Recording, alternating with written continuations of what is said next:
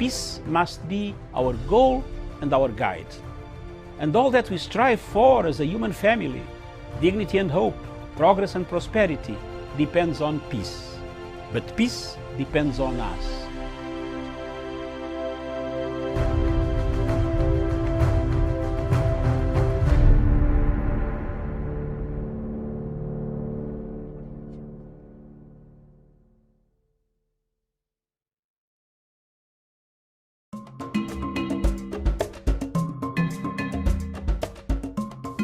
Today, Kenya is faced with a dilemma. A dilemma caused by succession politics of 2022. A country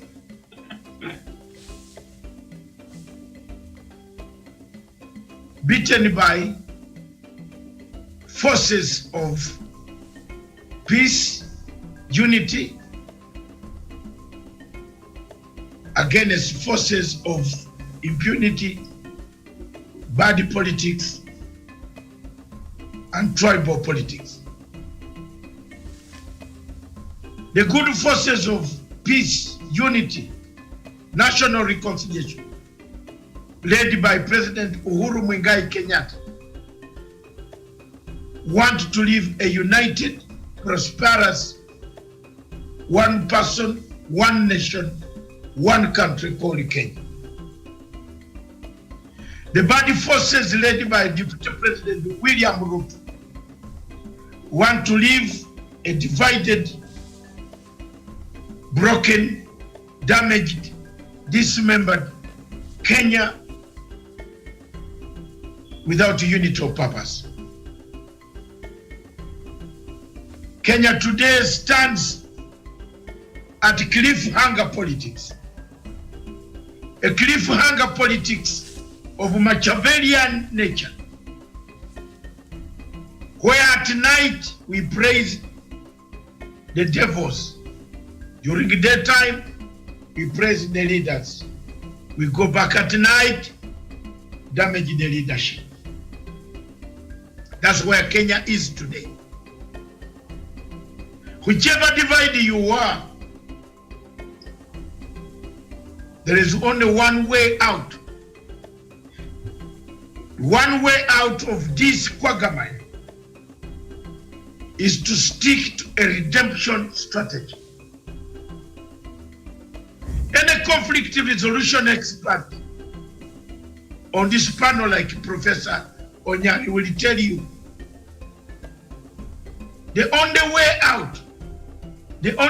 out to save this nation from sinking to the another chaos is to bring out the 9 points of the BPI. All of you know the 9 points of BPI. They touch national ethos, national bad elections. It is a cocktail of disaster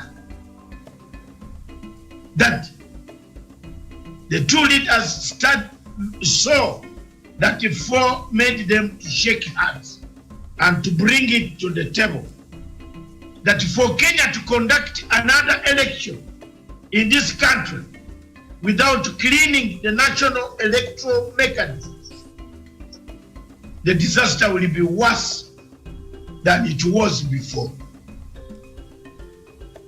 That for Kenya to go without national healing, reconciliation, accountability,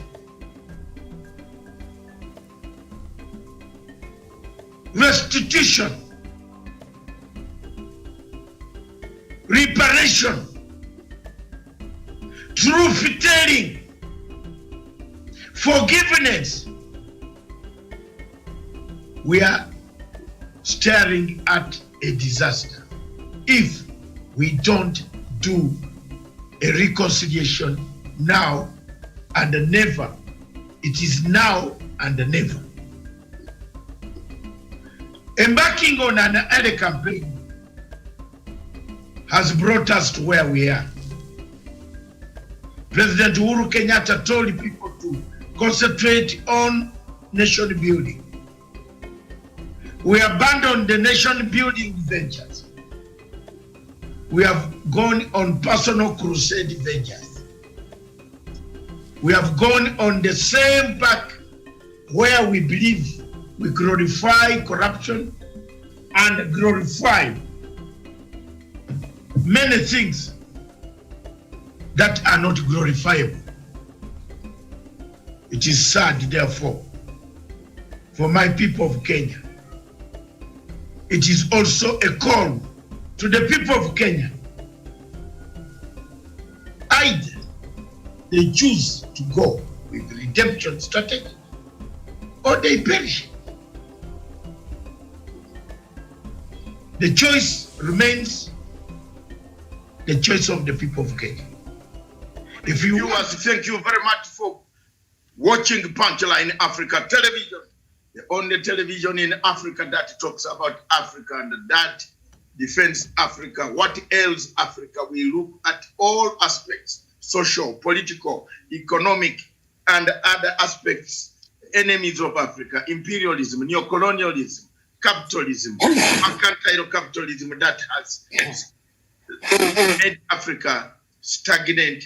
And as far as the stagnation of Africa creates us the more problems, obstacles that we see on the continent, in Saharan Africa conflicts are erupting in several other countries as a result of elections and other factors that have contributed to destruction of this continent, Africa. This is Dr. David Matanga from the Political Command Center in London.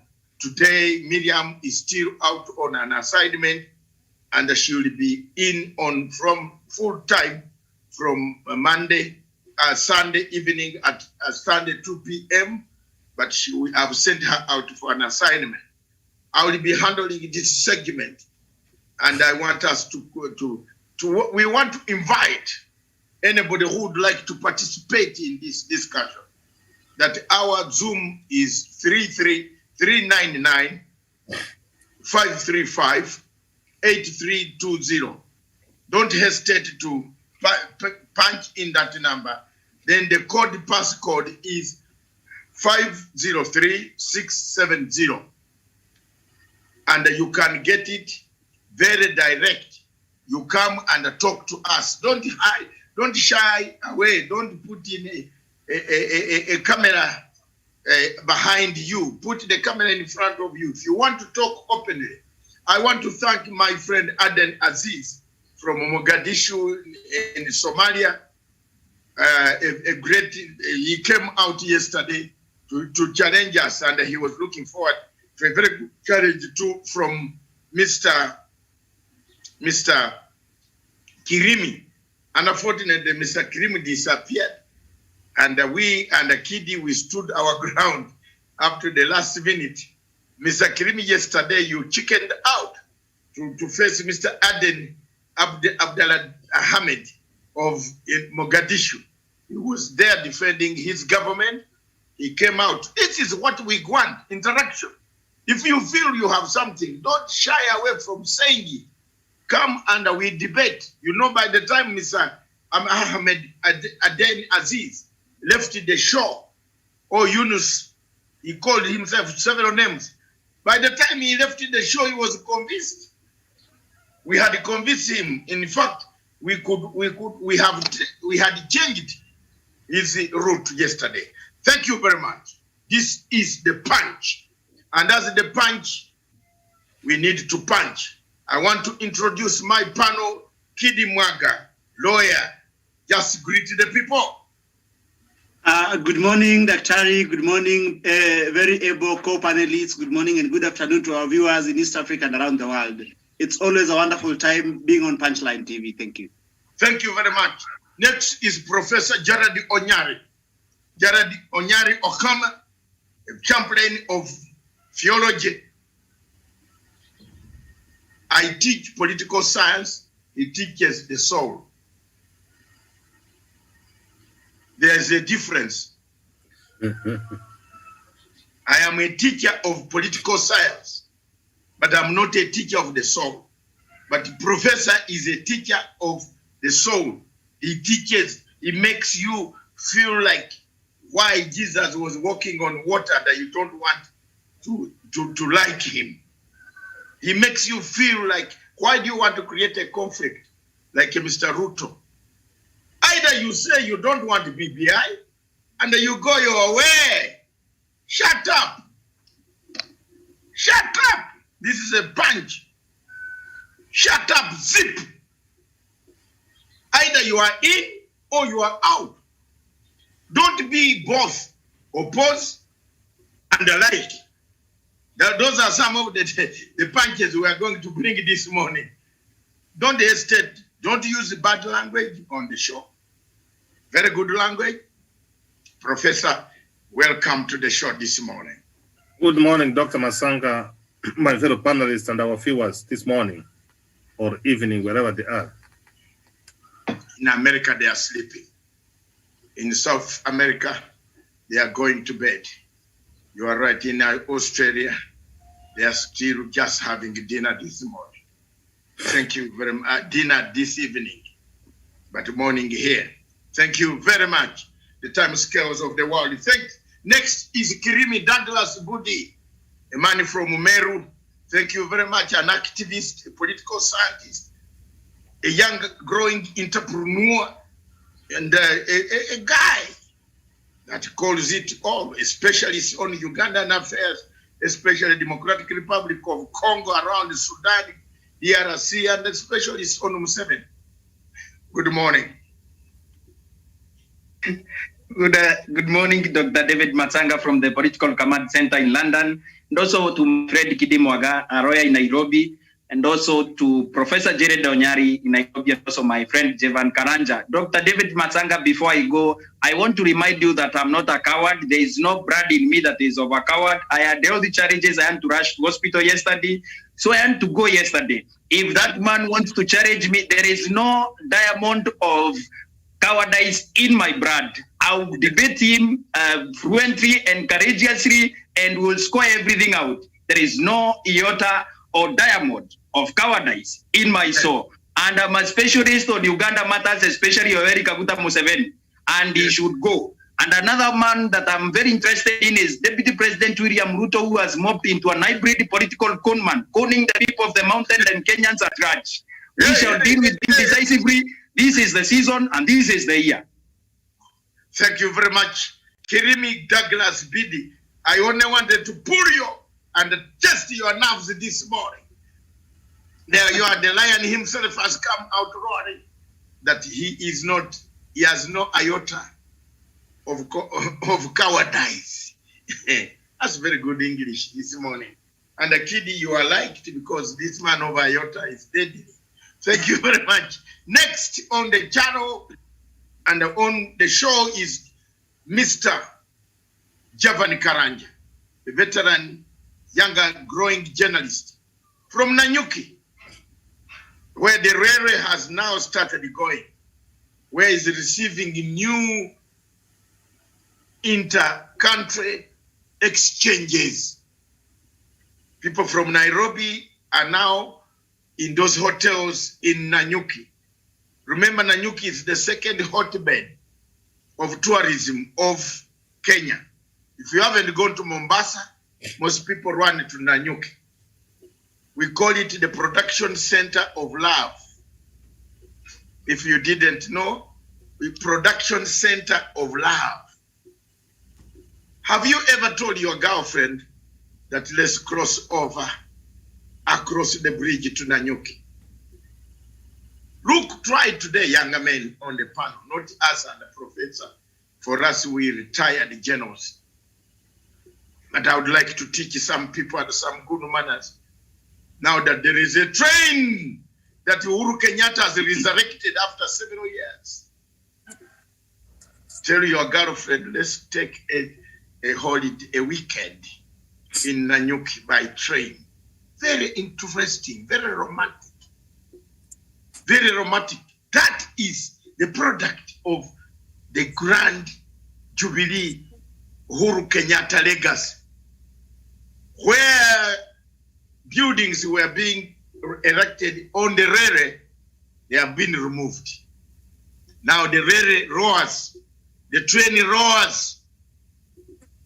And I invite Kidi, Javan invites you to Nanyuki. Kirimi, Javan invites you to Nanyuki.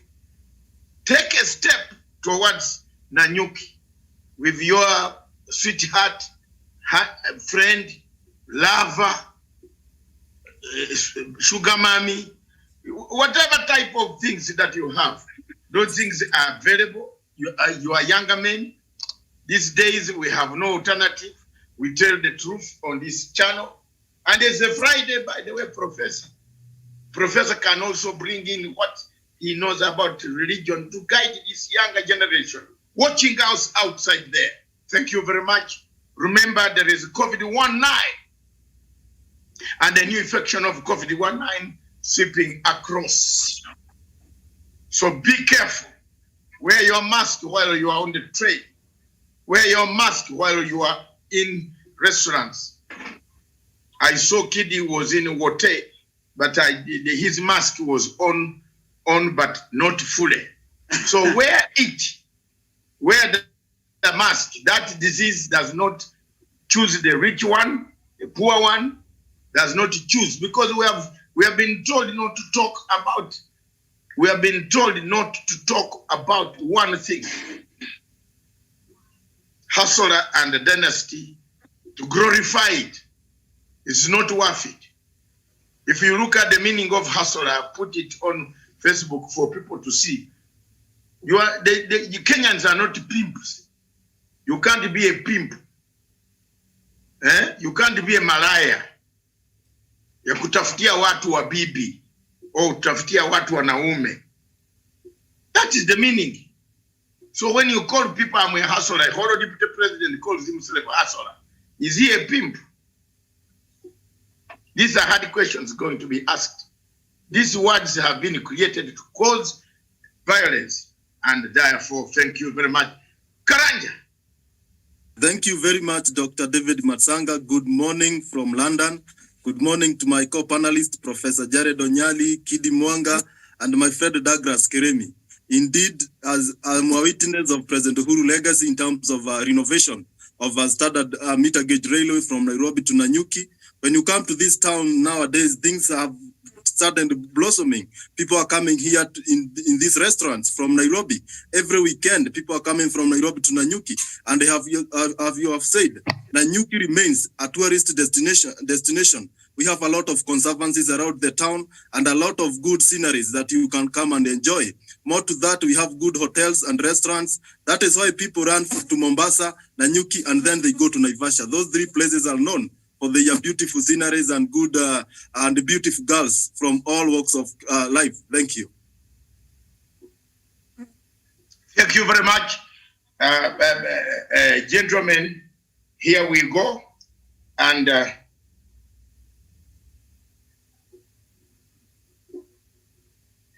here you go. It is very, very sad that as we embark on this exercise of talking about the development, the events, the BBI, this is our topic. These are our topics of the week that was. The week in perspective had the BBI, the road to referendum begins. 2, the dangers in the hustler dynasty narrative. 3, we shall look at the Kapedo triangle, to disarm or not to disarm. The bandits, or call them insurgents, that is being created in the Kapedo triangle. 4, Somalia, uncovering the lies and the scapegoating by President Farmajo. Is he the one who can create or make Somalia? Is he breaking down Somalia? Is he disintegrating this same state? Is Somalia causing us regional and international threat to peace and stability in the region? And lastly, we shall see Uganda Is Bobi Wine finally free? And how free is he? What next steps for Bobi Wine? Is what next steps for Ugandans? Stay tuned. It is going to be very hot. And therefore, I start with my first topic by introducing the headlines. Uhuru, Ruto, allies clash on Sagana. That's the headline in the Standard newspaper. Kenya, virus tips Kenya into a recession. Are we in a recession? If so, how far shall we go to elevate ourselves from recession? There are people who stole the money, and there are people who are now laughing at the president after they had stolen the money. So we must expose some of this conmanship and conmen who were conduits of corruption, who have heaped themselves into one group, going around to create a state of despondence for President Uhuru Kenyatta. That is the Daily Nation says the coronavirus has tipped Kenya towards a recession, which is a very big factor. Factories have not been working. People are not having jobs. Offices have closed down. All forms of economic sector have collapsed, are virtually not working to the capacity of 100%. The Star newspaper talks of Raila's lonely bid to win over Central. Is Raila alone to win over Central? Is he able to win over Central? Can we form an alliance that will deliver a blow to corrupt people? Can President Uhuru Kenyatta leave this nation to the hands of corrupt individuals who have shown us that they could sell the land title of parliament? Did you know that the state house land title that sits on the hill that the Muzungu created could be sold? There are some people that if you elected them in this country, they can sell the land title of state house and they use it to get money. You know, they have this desire to trade. You know, when you have a desire to trade in everything, you can even trade in your wife and your child. Oh, honestly, have you seen parents who tell their children, go and steal and bring for me? And I believe you have very many. I don't know whether the panel agrees with me on that. There are very many people who tell their children, go out in town. Your friends are there. They are stealing. Go and steal and bring for me. So in Kenya, we have a group of politicians who tell their children, go and steal and come, who welcome all types of people who have corruption cases. And they say, let's form a group to oppose a government, yet you got this money through corruption. We have a group of parasites. I don't call them hustlers. These are parasites. And actually, they should desist from calling Ruto a hustler. He's a parasite. Because he grew up parasiting people. Have you seen a tick? A tick drinks milk, blood from an animal. Before you take it from an animal and step on it and burst its stomach, it sits there laughing. Ooh, more blood. Ooh. Ooh. That's what Ruto does. Every time he sleeps in these houses, he says, ooh. Kenyans are very stupid. I've built a house out of not sweat. Which sweat? Which sweat? Which sweat? Where? I have not seen a factory. I am opening for you the discussion.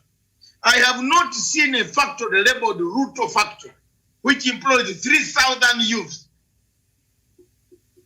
I have not seen an office in this country, a company in this company, apart from Weston Hotel and the Dolphin Hotel in Mombasa, which has acquired half of Indian Ocean. When one day Indian Ocean comes to claim, it will claim the first. All those people sitting in the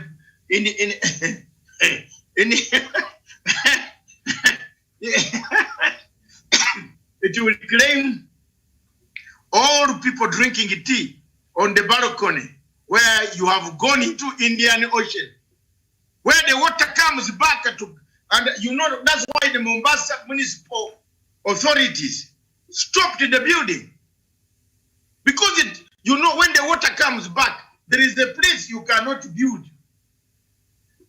I have taken a very thorough view of Dolphin Hotel. Whoever authorized this hotel to be built must be an enemy of environment.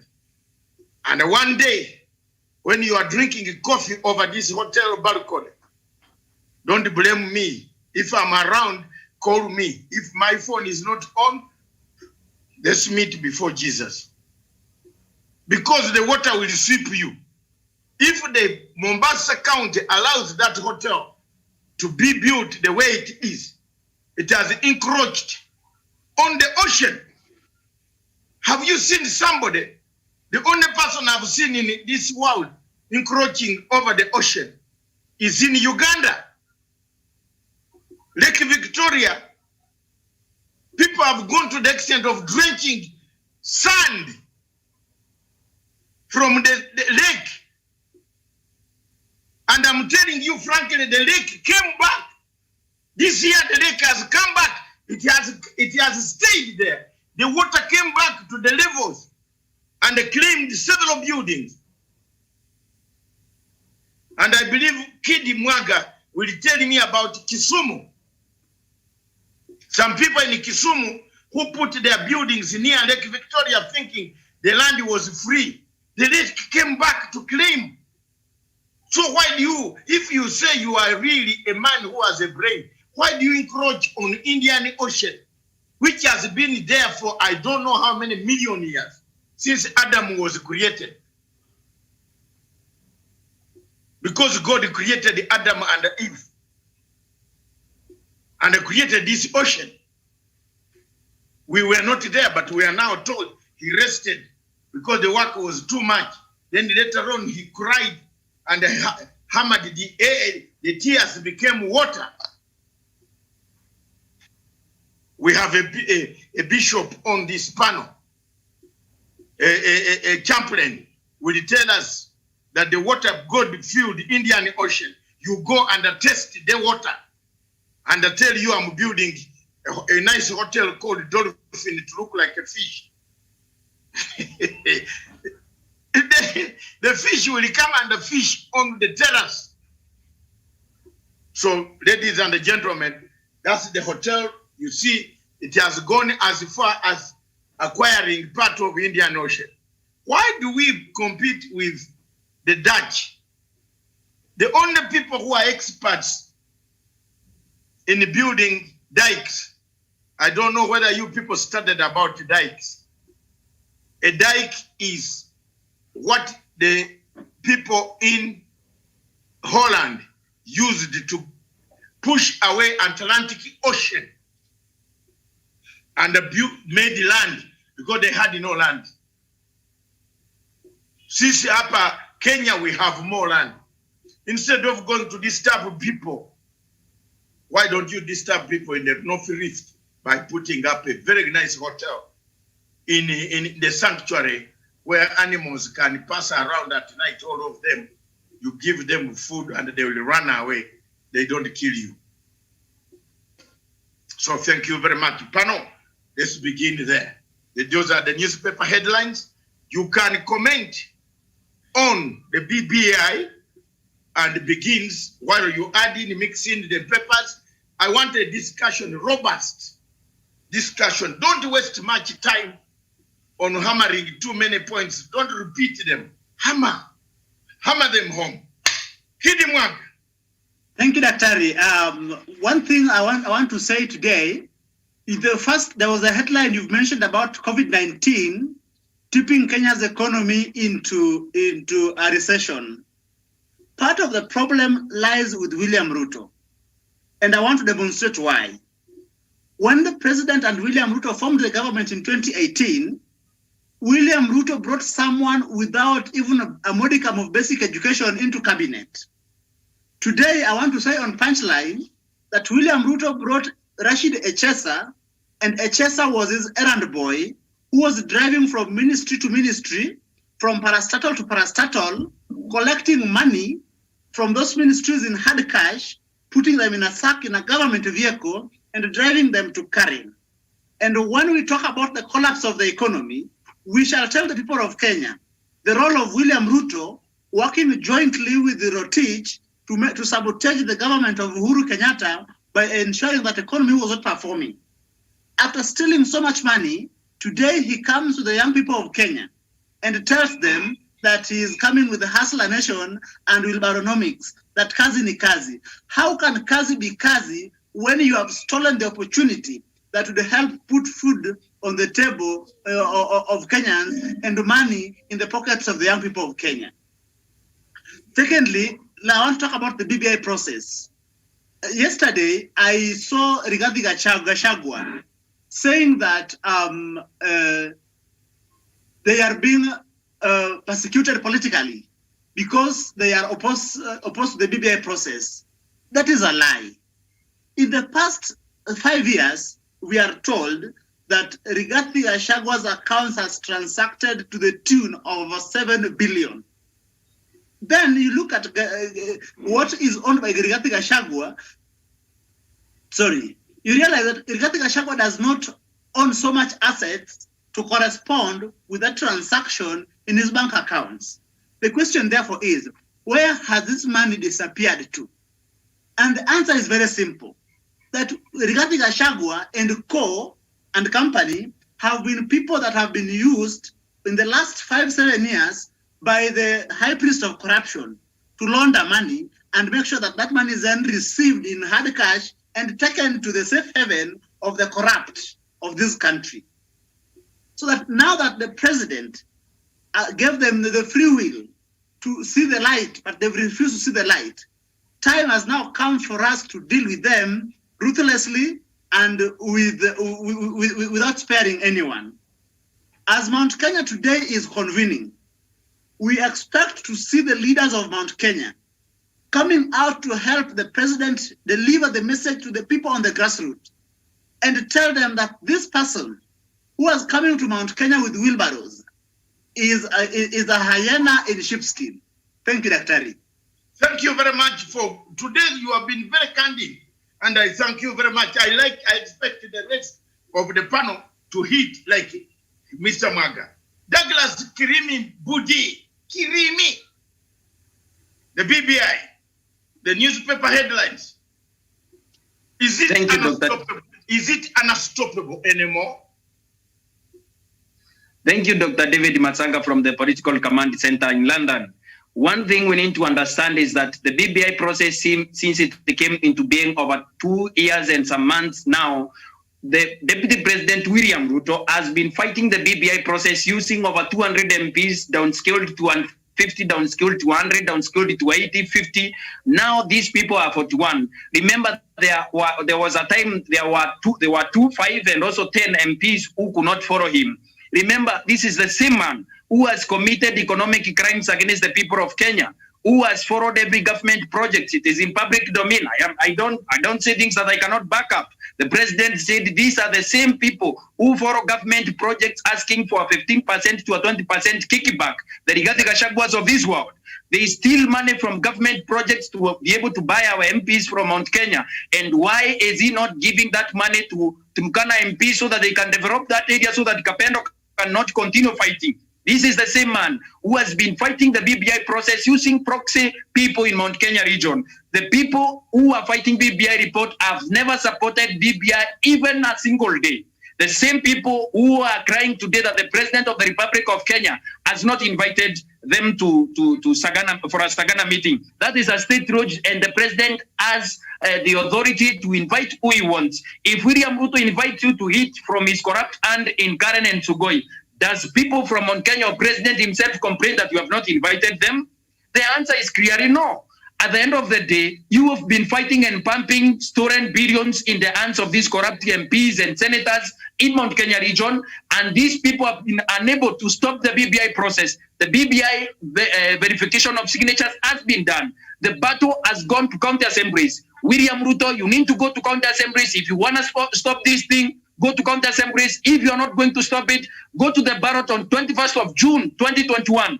This year, we are going to embarrass you and show you that the foreign money, crimes committed, economic crimes committed against the people of Kenya, it is treasonous and it is killing the people of Kenya. Remember the man that walks around with you today, Governor Nonok of Turkana County. This is the same man who has been given over 60 billion, no development, no nothing. It is Uhuru Kenyatta who went to save the people of Turkana and took tarmac there. Kainuk and all those places have never seen a tarmac in their lives after gobbling over 60 billion. These are corrupt people that follow William Ruto and promise him presidency. Rigathi Gachagua, you are a bloody thief. You thought David Morathe yesterday, I think he didn't have to rejoin on that. You told him that he has been a billionaire since 2013. Rigathi Gachagua, we want you to tell us, the butcher of Moro, who has been killing people in 1992 when you are DC, when you are DO. Again, you went into government and stole. No, it is in public domain. It is Rigathi Gachagua who was the DO in Moro, who killed the people of Moro and butchered thousands of people and displaced as some others and took their land.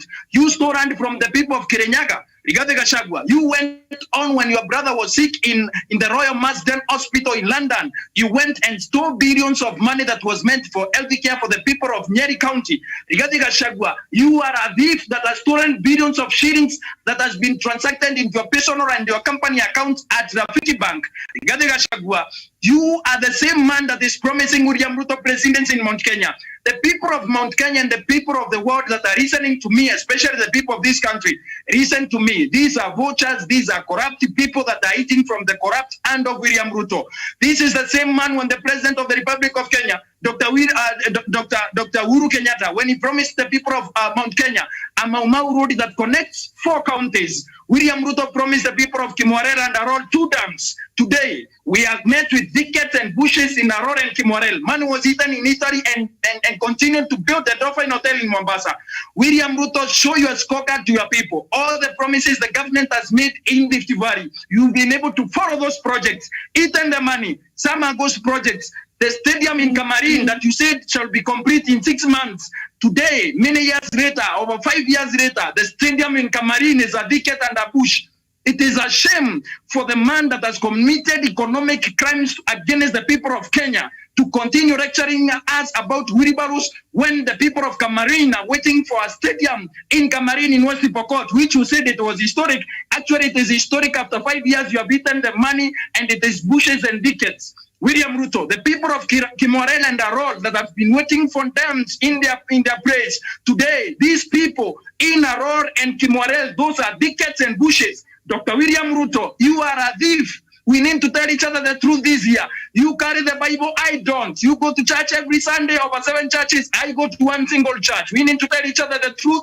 The truth shall set us free. You are a bloody thief who has been crippling the economy of this country. Today, you are telling the Kikuyu people that the economy has corrupt because the President of the Republic of Kenya has been able to run over the economy. Show me one scandal that has been attached to the name of the President of the Republic of Kenya. When I mention any scandal in this country, I mention the name of William Ruto. Because William Ruto, you are a corrupt to the core and you know it. The people of the church, a sick church cannot heal a sick nation. You cannot continue taking money from the corrupt hand of William Ruto. The hand from Sugoi is a corrupt hand. This Friday, we need to tell each other the truth. William Ruto, you've been stealing public resources from every government project, and we need to tell each other the truth that this year is the year of Jubilee. This year, we must deliver the BBI report. We must deliver the referendum. Because William Ruto, for the last 2 years, you have been defeated. There is no single source of truth from your mouth. You've been lying to the people of Kenya. You're going to stop BBI. BBI doesn't talk about the people. Does wheelbarrow speak about the people of Kenya? Show me the record of the wheelbarrows that you have distributed to the people of Kenya. William Ruto, before I go, I have a question for you. In Eldoret, how many wheelbarrows have you donated to the people of Eldoret?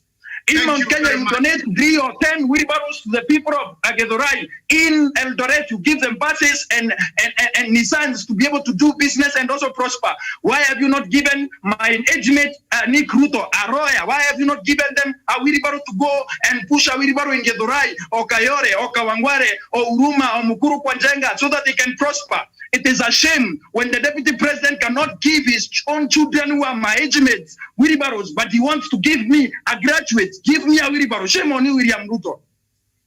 Thank you very much. Shame on you, William Ruto. I hope your people are listening. And I can see Juma Smith, who does not want to appear on the screen, but only talk from behind. Mr. Juma Smith, the screen is open. Punch in those numbers and come under challengers. If you think what we are talking about William Ruto is wrong, come with facts to counter what Kirimi is talking about. Can we, from that background, I want to pose one question from Kirimi. Thank you very much. How many wheelbarrows has William Ruto given to the people of Eldoret? Why is William Ruto disrupting peace in a bigger populated area? Yeah. Why? Why has his rallies only be pointed? Why did he go in Mount Kenya to buy 41 MPs? Why? A man who wants peace for a country cannot have a stock of himself. And I believe all of you now, you are very educated lawyers, professors. My son there knows what is Stockholm syndrome. Holding people hostage. That if you don't go to piga left. Usichoke. Hapo. Yes. In him. Because he's not giving his people wheelbarrows. Haya yo Mogiri kuje basi. Haya. Focusing on why doesn't he bring football? Makofi ya excellency go hapo. How many wheelbarrows has he given to the people in Mandela, in Uganda, in Coastal Province, in Taita Taveta, in Kisumu? How many wheelbarrows has he taken to Bondo? You must enjoy. Let me know you're the first Nigerian Kenyan to carry the next president. Oh, that's what's up. Haya basi moka. I'm called a chauffeur. Haya basi. Alafu to the people in Cameroon after he has refused to give them a stadium. How many wheelbarrows have you given to those people? Juma Smith, I need to address you today. You're going to continue supporting the corrupt daddy from Sugoi and keep telling us he as a young person. Come out from the Sungu account. Haya sasa unapanda gari sasa unaenda. Haya. Your Excellency unapanda gari. You need to understand that the people of Kenya suffer when the people from Mount Kenya are given wheelbarrows who are working, and he cannot give the same to his Sugoi village or Kalmagut where his wife comes from. Why can't he give his my age mate Nick Ruto, who is 30 years old today? I'm 28 years old. Why is he not giving his son or daughter? I want to be ambassador in Rome, where he went to steal the money. Why can't he sack the daughter and employ me as an ambassador? I'm qualified. His daughter is my age mate. I want to be ambassador. The daughter should be given a wheelbarrow. Shame on those people who are giving other people's children wheelbarrows and their daughters ambassadors and royals in town. It is a shame. Can we say maybe you contemplating of marrying the daughter because she's free? So that I don't think you can. No. I don't want to be associated with the corrupt people, Dr. David Matsanga. I need to make the record clear. I want to be associated with those people that shall hold William Ruto to account so that he can be able to repay the economic crimes he has committed against the people of Kenya. I want the daughter to be sacked as an ambassador. I get employed so that the daughter can go and push a wheelbarrow in Kawangware, in Mukuru Kwanjenga, and also in Murorongo. June Ruto should be given a wheelbarrow today, not tomorrow. Get sacked as an ambassador. Get appointed as charge the affairs at the Rome, Italy. In Italy, I want to be appointed an ambassador. I don't want a wheelbarrow. Roya Nick Ruto should not be given an office space and a new Mercedes 200, brand new, should be given a wheelbarrow and go and push it in Githurai. Should be given a wheelbarrow and push it in Meru Town. Should be given a wheelbarrow and push it in CPD, Dr. Masanga. Whoa. Thank you very much, Kirimi. Passionate. Indeed, passionate. Karanja, are you also passionate? Before Kiddy, you had some word to add on here? I'm always passionate, Dr. David Matsanga. And let me say 1 or 2, 3 things. And one is to agree with the sentiments made by Douglas Kirimi that the deputy president is a man who is known from his dubious and expertise and specialization in corruption. Yeah, when you go in this country, every scandal, mega scandal in this country, his name appears there at the top. Therefore, that is a fact. On the issue of the BBI, I want to tell those people and those MPs, initially, when we had the handshake, the deputy president used to come to Mount Kenya region with almost 100 members of parliament. Only a few of them didn't support and buy that agenda. Today, as you are speaking, they have a fake letter of 41 members of parliament, but 5 of them are still saying that they didn't append their signature on that list. Therefore, he has about 30 members of parliament who he goes around with in Mount Kenya region.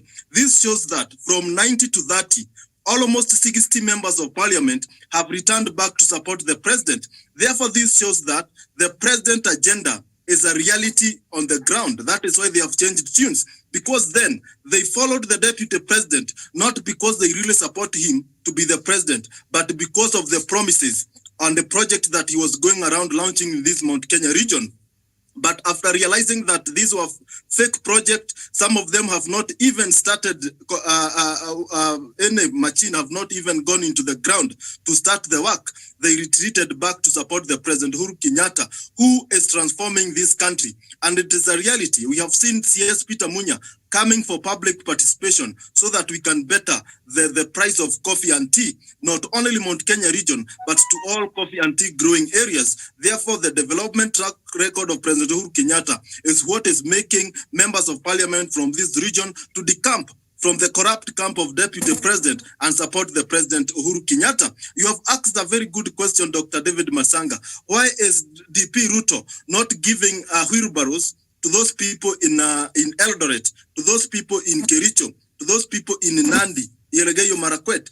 He is not giving them because he feels that those are his subject and he does not need anything from them. They will support him voluntarily because he has destroyed their minds. They cannot think outside him. He is the only person who can give him direction. Therefore, he does not to give them anything. In fact, he is destroying. When you go to the NCPB, it is on its knees because money has been eaten. He is giving handouts to the people of Mount Kenya region because this is a rich, vast vote area, and he expects that after ruining the minds of young people with wheelbarrows, with handouts, maybe they might remember him on the ballot and give him the vote. He is doing that because he is bitter with President Uhuru Kenyatta, and he wants to ensure that Mount Kenya region is divided. It is no longer in peace. We have never seen since 1992, after the multi-party democracy, Mount Kenya people fighting each other because of politicians. We have been having 2 candidates, presidential candidates in this region since 1992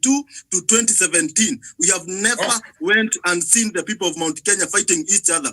But William Ruto, the deputy president, is bringing poison, is poisoning the minds of people so that they can go fight the president legacy. But I want to ask the people of Mount Kenya region, if President Uhuru Kenyatta has failed and the deputy president is still the deputy president of this country, what is he doing in the government that is failing? How will wheelbarrows better the economic aspects of this country? He needs to style up and come with an agenda that people will buy. And finally, the people of Mount Kenya region, this region is not a bedrock of anybody. Even the former Prime Minister Raila Odinga is welcome to sell his agenda. The people of Kenya will decide who to be the president. But nobody should feel that they have a monopoly of presidential candidature. They have monopoly of violence. They have monopoly over anything that happens in Mount Kenya region. We are independent people and will make our independent. And the BBI is the only way that will redeem this country because it promises good services, good elections, the fight against corruption will be a reality, and that is where the President Uhuru Kenyatta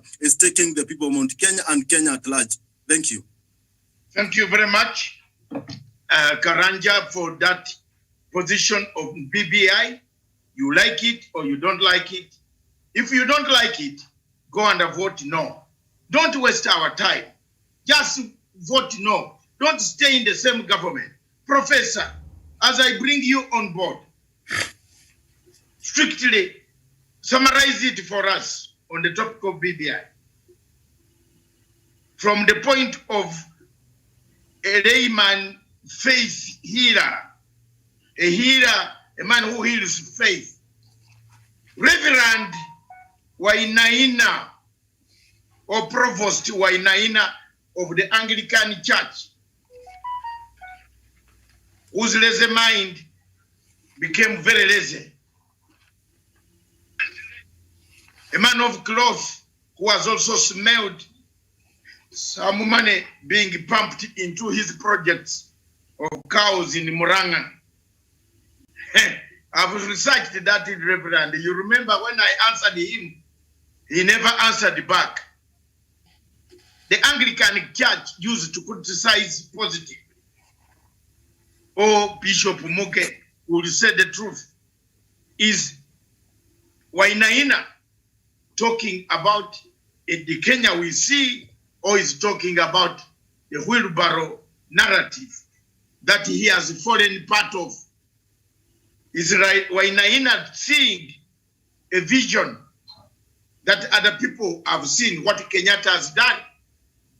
For example, the rail, which passes through Kenyatta, Wainaina's homestay, up to through Karatina, through Muranga, and all those areas, the water pumping stations, the water that goes, which has created employment. Professor, with the view that Kachagwa was one of the butchers of 1992, where several PCs lost their lives from Nyamira. He was a DO in Njoro. Can you bring us to date, up to date, please? Dr. Masanga, let me just tell you that PPI has been a process. It is not a one-day event. We can go back all the way, Dr. Masanga. You saw how we struggled, and this one I feel betrayed, very betrayed, Dr. Masanga, because we were trying to oppose ICC because we believed it was not a good process, and we were saying that our fellow citizens will not be going to be tried to a court which will not bring fairness. But the fact remains that people were displaced, people were killed in Kiamba Church, Dr. Masanga, and we have never been told who did that. Thank God we were able to go through the Grand Coalition, we formed the government, and Dr. Masanga, we came with the new constitution in 2010. The new constitution has served us well for 10 years. We have seen where there are the gaps, and that's what we are trying to address through BBI.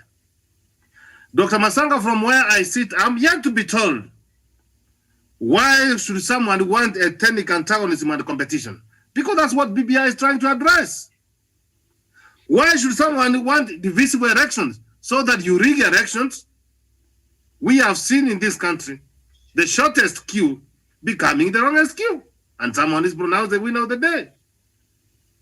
We have had all manner of issues and say that the election will not be fair, and that's what we want to address, Dr. Masanga.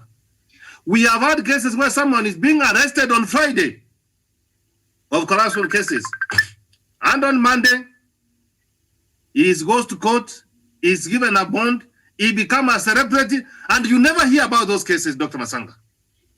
A very good case, in point is for the one for Waruke. He was hammered. He went to the court to High Court. He appealed. How long does it take, Dr. Masanga, to hear an appeal? And that's why through BBI we want to address corruption. We want to give a minimum of 2 years. We have dispensed. The Girit are always afraid. Dr. Masanga, why does someone not want to feel like a Kenyan so that we have got national ethos because we lack it? That's what BBI is trying to address. Dr. Masanga, we want to say that we want all of us to move together. Politics of inclusivity. Then you come with the narrative on Asora versus dynasty. Dr. Masanga, you are trying to be a little bit fair to say that they are a parasite. Asoras are thieves. Asoras are mad prostitutes. Asoras are fraudsters. Is that what you want to tell our children? Is that what you want to tell the children who have graduated from university, the likes of Javan, Douglas, that you want to give them Mokongoten? No. Dr. Masanga, we are saying that more money should go to the village, must go to the grassroots. And that's why we are increasing from 15 to 35%. And a few people don't want to engage and make use of their brain. They are saying, well, the man is saying, we are saying for every 100 things which the government of Kenya, where the economy is doing bad or good, 35% should go to the ground. That's what we are addressing, Dr. Masanga.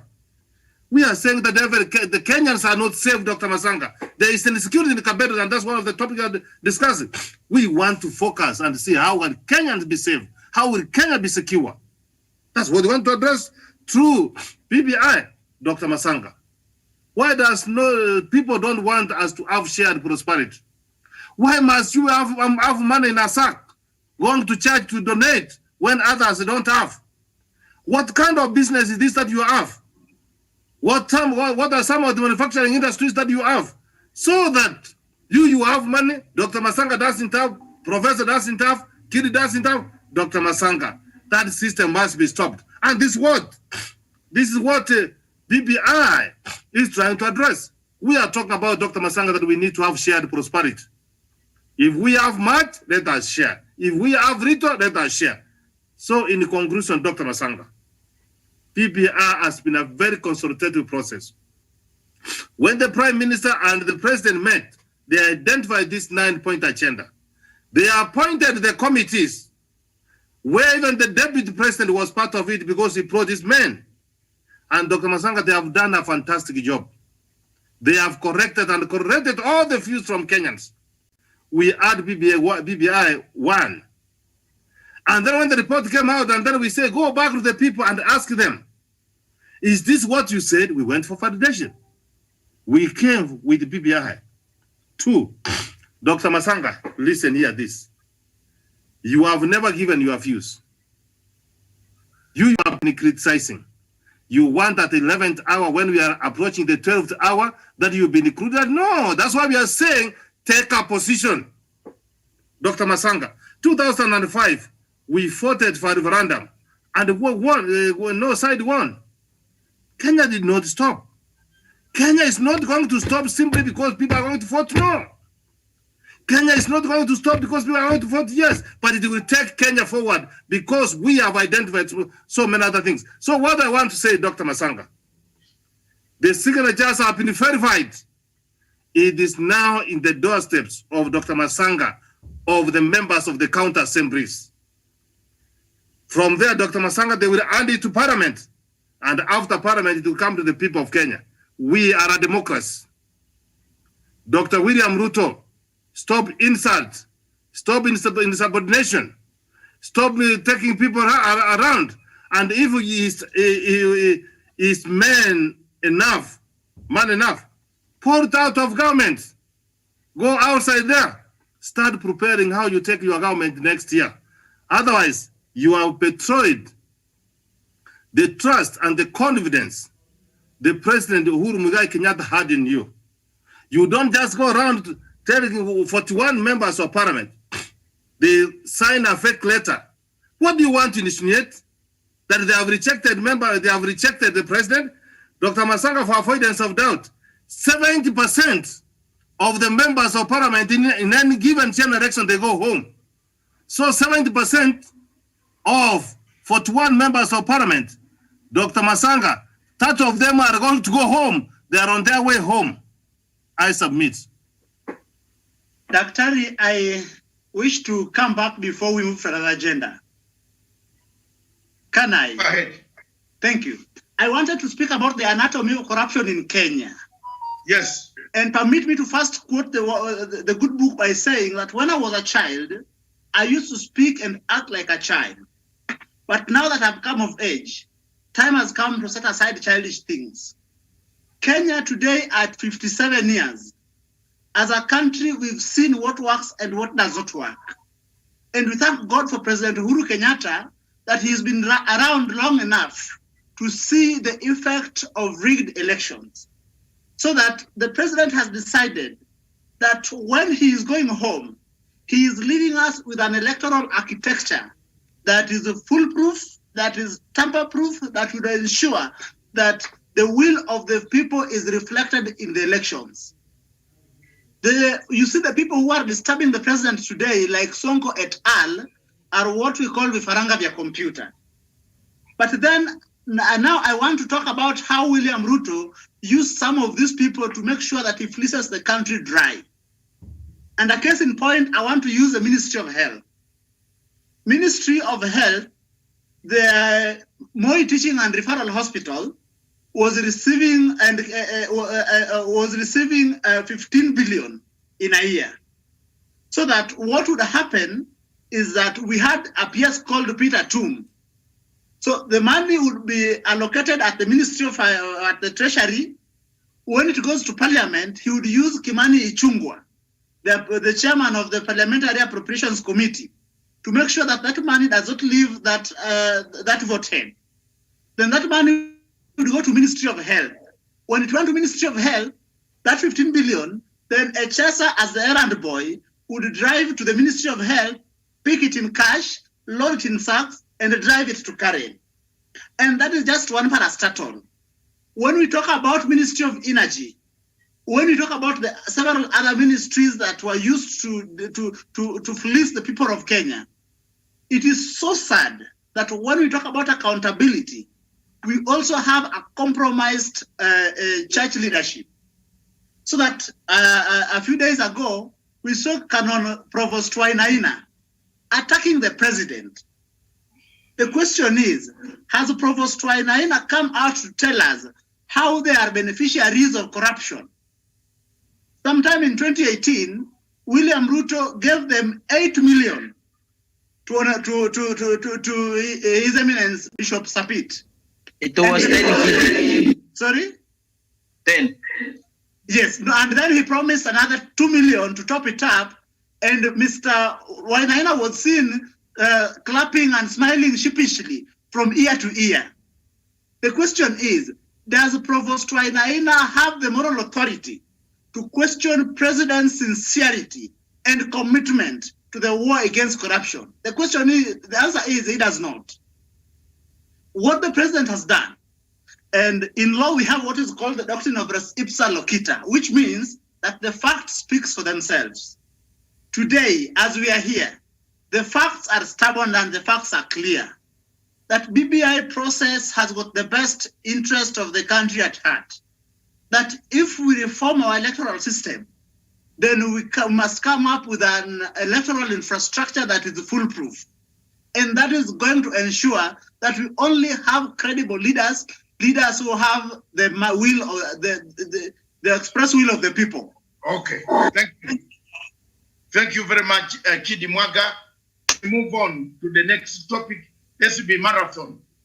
Before we move on, let's bring back the debate. There are two things you can do. The referendum is on course. As we speak right now, you either go to the no camp, or yes camp, or sit on the fence. Fence sitters are allowed, but don't shake the crumbs to fall in any of the camps. Just be a fence sitter and watch if you want. But there is no reverse for BBI. The BBI journey is sealed. BBI journey is on. It's going, is a bill. A bill, an amendment is a bill. We don't need anybody to speak about amending now or proposal. It's already a bill of parliament. Full stop. I saw the Attorney General of Republic of Kenya. Is he misled? Did he study law, of parliamentary law? Because for me, I don't hesitate jumping on him quickly. Because I saw the other one the other time missed my case in the ICC and the ICJ. I would have defeated the ICJ. The Somali case would have gone down. The other one missed it for me. I missed the case. Me, if it was me, I would not have allowed under Article 24 of the ICJ treaty Kenya to be involved. We could have opted out to seek other methods, and the case would have not gone to ICJ. But because of poor advice by the Attorney General, then Kenya finds itself in the ICJ facing a notorious, nefarious accusations from Somalia. So the BBI chapter is closed, gentlemen. Let's move on to the second item. And the second item, we shall combine it with many things. As we speak right now, all the MCAs, except those who have perished through God's mercy, because you don't perish without God's mercy. It's God who calls you or allows you to attend. All MCAs have gathered in Sagana. I've just received our correspondent on the ground, has just told me, all of them. Whether those who oppose, I can see one of them from Othaya, who has been opposing President Uhuru Kenyatta, seated in the front row. They are here, all of them. You know him. Kiroga Duku. Kurika is there. Only has been one of those opposing. And I told you, see, last night I was very, very candid about Ruto supporters. Most of the Ruto supporters don't reason. Did you know that? They just come to insult on social media. They don't reason. They insult you. They just come to insult you. When you put up something, they insult you and they go and they call you names, or you are Ugandan, or you are big, you are hippo, you are stupid, you have porridge, you have this, you are a bad man, go back to Uganda. But they don't reason. Ruto, if I were Ruto, the last money that I have, I should keep it for my children. Because he might not even be able to convince any of these guys from Mount Kenya after these 4 days that he will get a vote around there. I'm telling you, I come from the same a country which has got the biggest population. Population, one area, one Buganda. The politics of Uganda always determines our destiny of a nation. When Buganda overwhelmingly, plus Matanga, we voted in this election where our votes were stolen. Because my constituency, remember, in Uganda, is the only one with a red mark away from the Lake Victoria. So I'm proud. Anybody who underrates me here, these small boys, the male people will say boys, these small boys, you know, who underrate me. You don't know me. I'm a very, very, very, very, very tough guy. When I tell my constituency, the whole constituency, to listen to me from 10,000 kilometers away from home, and they vote the people that I want, don't underrate me. You can underrate me because you are in Kenya, you are Kenyan, but don't underrate me and my integrity and my brain. And that's why I'm telling some of these guys, to be very careful that a big tribe is never one you can play about. President Museveni is crying across there because the entire big tribe was swept. Yeah? It's like the Igbo. If they say we shall not vote, there will be no election in Nigeria. Would there be? The Igbo are 80 million voters. 80 million people. 80 million. Nigeria's voters are 84 million. Out of 84, the Igbo are 50 million voters. Igbo.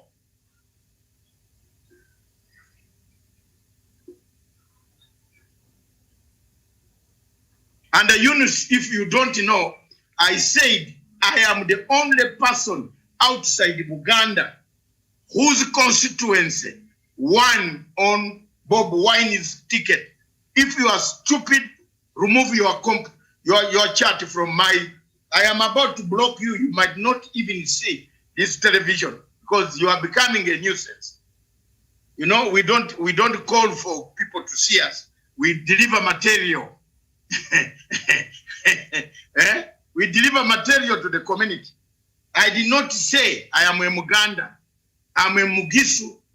The only constituency is Dr. Matsanga's constituency. An MP is well known, a brother of Dr. Matsanga.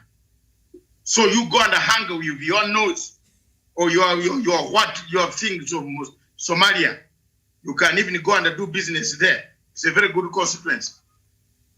Outside Uganda, and Mark, you don't come and litter my television with stupidity. We want to discuss, even if we are very few, I want to tell you we shall be there. We shall not come to you to ask for money from Somalia to give us.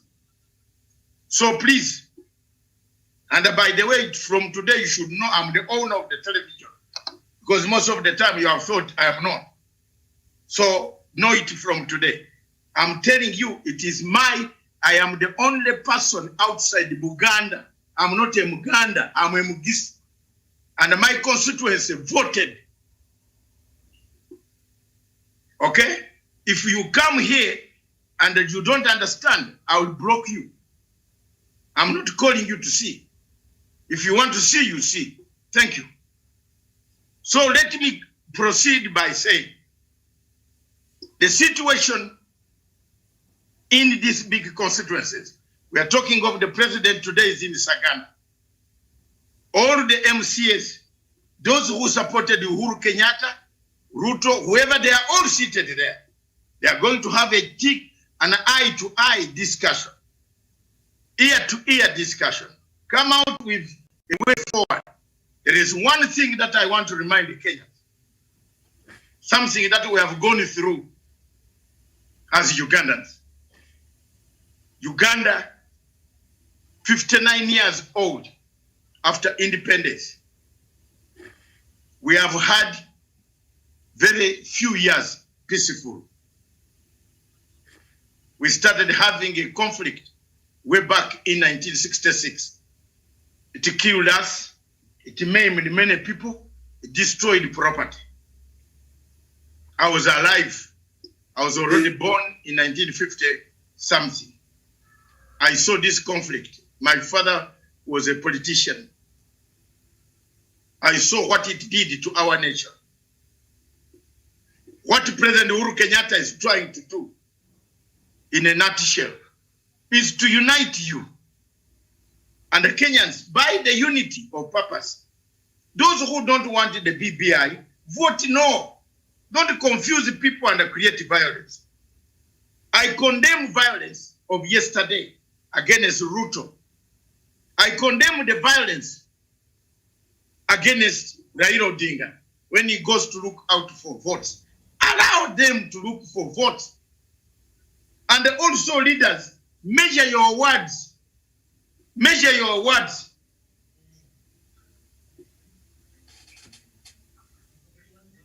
You see, measure your words. Don't be part of the trigger machines for violence. What Ruto speaks out of his mouth triggers violence. It's not very good. Whether the other side also speaks, there is a tone which creates violence. So let's calm down and look for a ground, a leveled ground that will help Kenyans to go and make a decision. The BBI will be put forward.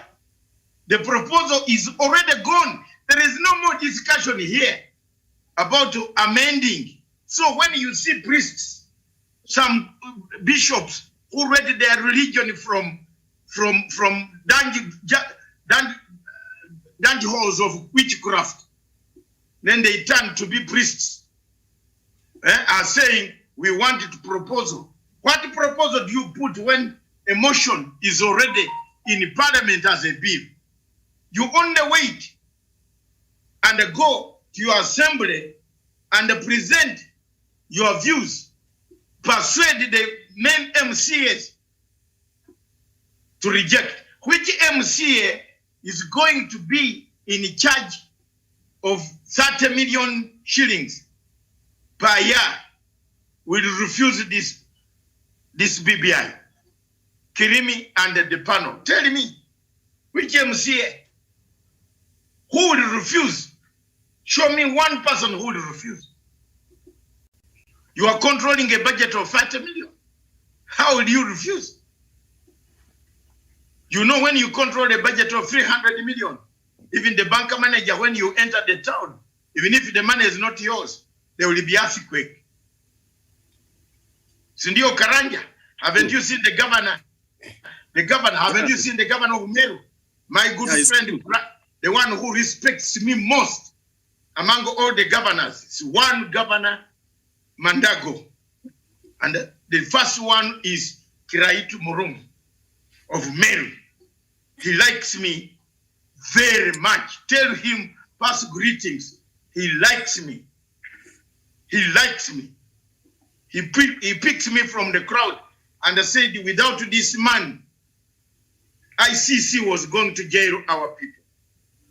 This man was called by Kibaki. He was in Kibaki government by then to come and help. I did not come here to take people's money. I did not take any contract. I came, I saw, I conquered. ICC today is done. I put Ocampo as a thief, a gambler. He cannot travel outside Geneva. There's a warrant flowing there. So he is hidden in a small nook in Geneva. I keep on monitoring him every day. He can't write even on social media because I fixed him. So anyone here who thinks can manage me, look at your strength of your two legs. I don't want to say so many things here. Then you can touch. I would have said as an African elder. An African, but I give notes to Juma Smith that I am an African elder. I have a banana to roll. When it comes to tackling, the side that I support everywhere always wins. I've never had a failure. And I promise you that. 2017, 2013, you saw where my side is. I am Uhuru vote chairman of Uhuru Vote Hunters. This is the man. So you tell me, you can defeat me? I have not worn my shirt yet. I have not brought in my wrong equipment, not Uhuru's equipment. Brought in my own resources to go and campaign. Itakuwa moto. Karanja will be speaking with me in Kwale. Motoked. I don't travel so loosely, cheaply. So some of us, we talk with substance. We don't talk cheaply. Because you have been given 500 shillings or 200,000, go and harass, so and so. No. I I used to get my logbooks to give to Wamatangi, to give me money to fly to The Hague, to keep my logbooks until I get money, then remove one logbook of my car, and the second one. I would have gone to Uhuru Kenyatta to ask for money, or Ruto. Ruto gave money to his own people. He never gave me money to go and defend him. Therefore, you and me, who is closer to the people whom I defended? Who? Wewe unakuja hapa kutafuta unazungumza wewe. Who? Did you defend them? I have a right to talk about Ruto because I defended him. He saw me. He might not. I even sat on the table with him, with his wife, and I told him the case is over. No lawyer had ever told Ruto that. Ask him. I have a video. He didn't know that I have a camera, a pen that takes video. If he says I did not tell him, I will play it here now. Now! This is not the Matsanga you play about with. Stupid. Don't. I will play the video now. In Sheraton Hotel in The Hague, if I did not meet Deputy President William Ruto with Madam Rachel and 6 others with lawyer Katwa Kagen and others and Joshua Swang, I will play the video now. And the whole world will wonder. What I told him is what came out of the case. But has he ever given me even a cup of tea? Have I ever gone there to beg him? No. I don't hate him. But I only give him advice because he's younger than me. He's 52, I'm 65. What can he do, man? What to do? What to do? What do? What can you do? What to do?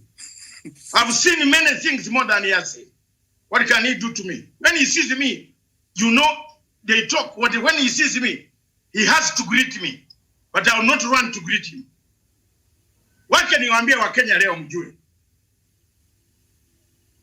Mjue hiyo. And let these stupid other people.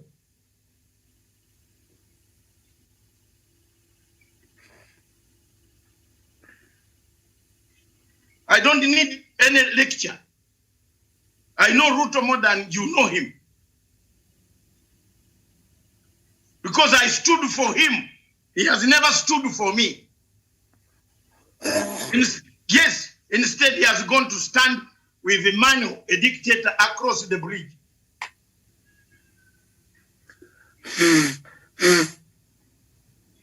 So please, mjue hiyo. I've never gone to the State House to ask for even tea or to give an appointment. Have you ever seen me being appointed? Say, oh, Your Excellency, I was with you in the ICC. Give me appointment. Zero. I have never, and I will never. So I want to tell people who think that we've survived because we condemn Deputy President Ruto. No, I don't. Maybe Itumbi survives by forging letters that run around here. It is me who caught Itumbi, the first flight outside Kenya ever in his life.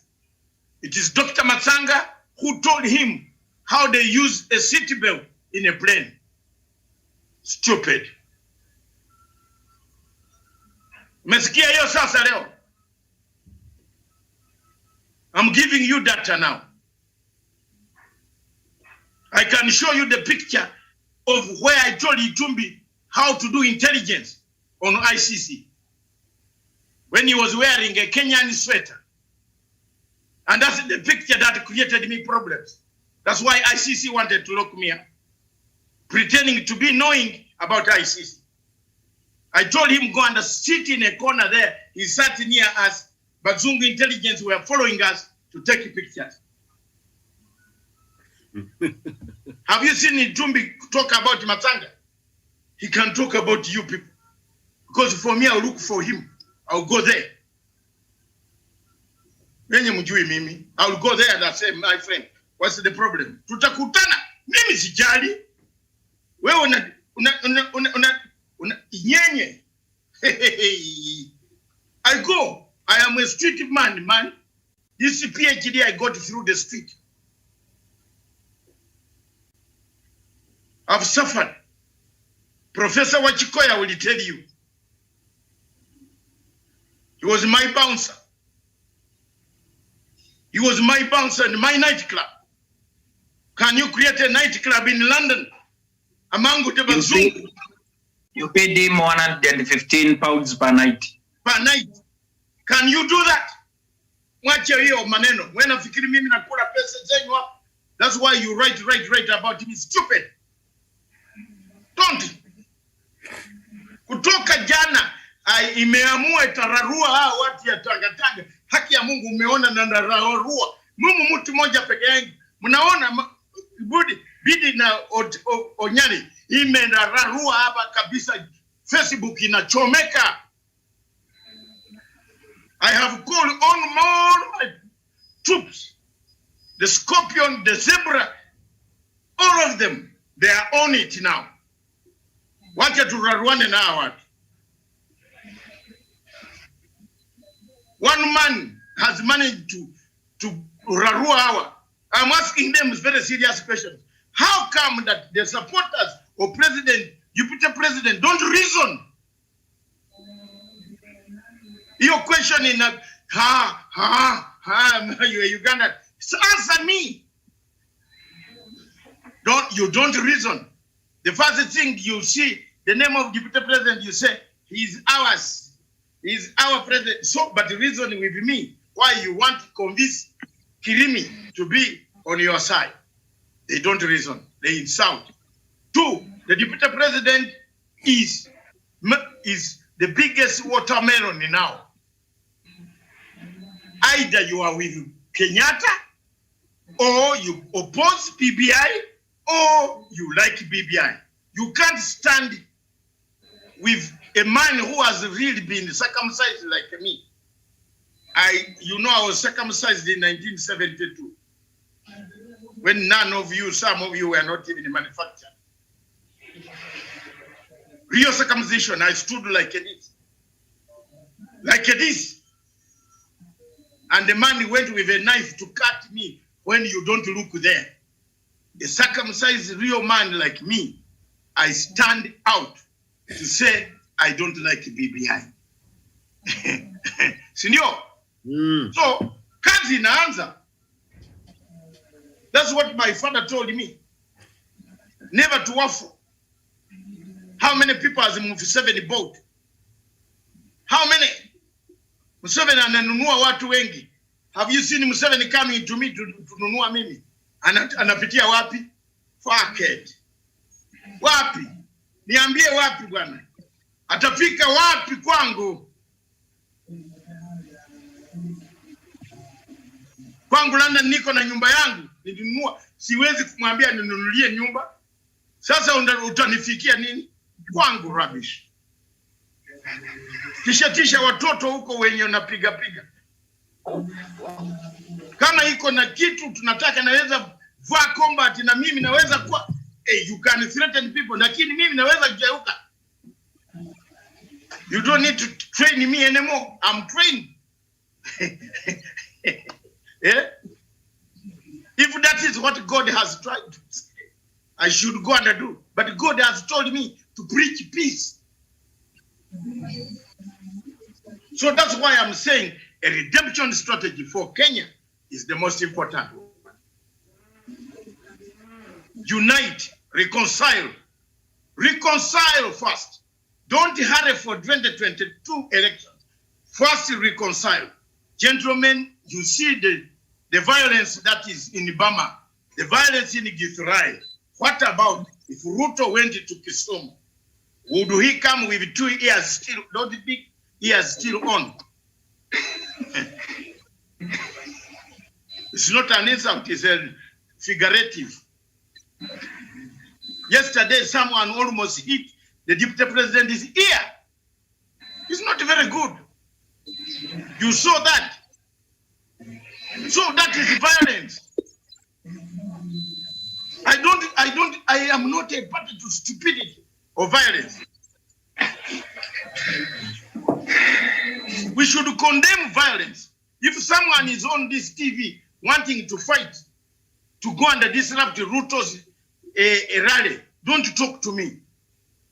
I will not die because you have not talked to me. Are you the one who fed me for 65 years? Are you my mother? You are not.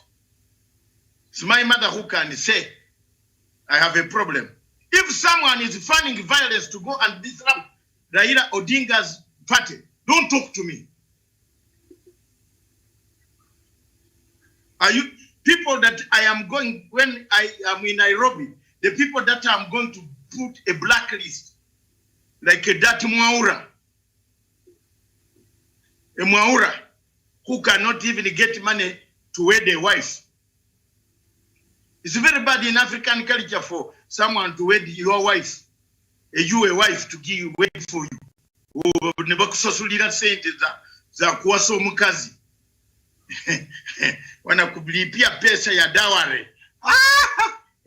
Is it proper in Meru? No, in Meru, if you don't have money to marry, you go tell your father or your uncles. Those are people that can help you, nobody else. Those people that are depending on the president to be given dowry money, and those people who are the people on WhatsApp should be warned. If you add me on a WhatsApp group, I'll get out.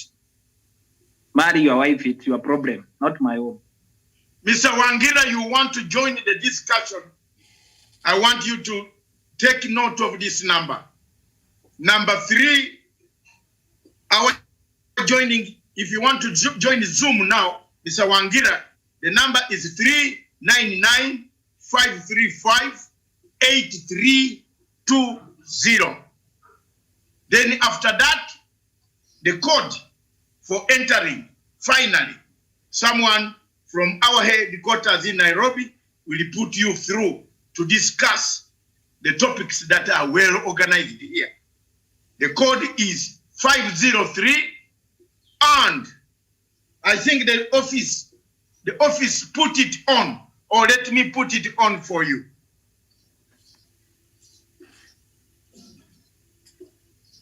Let me write it for you.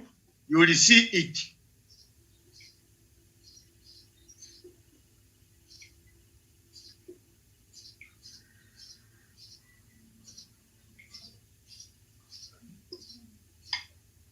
I'm writing the number for you.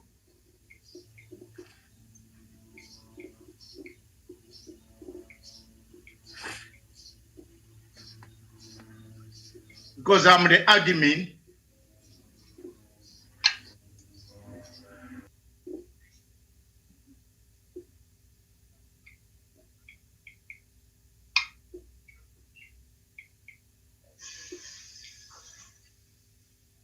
As an admin, I now give you that number.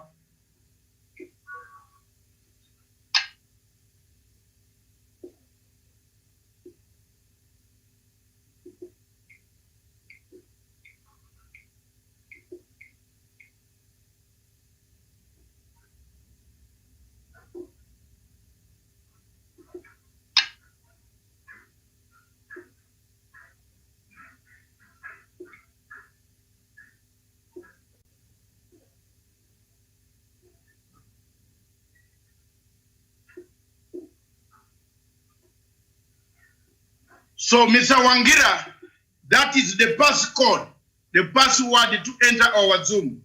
And I want, I am the admin of this television station.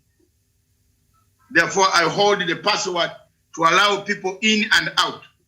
So you are now, you can enter and talk to us. So finally, this is, if you don't want, go and vote no. If you agree, vote yes. If you don't know anything, sit on the fence. Don't create violence. That's my message. That is it. I think all of us, the panel, we agree on that. Unless there's someone who has something extra to add on that topic, I want now to combine. We go to the second topic. Yes,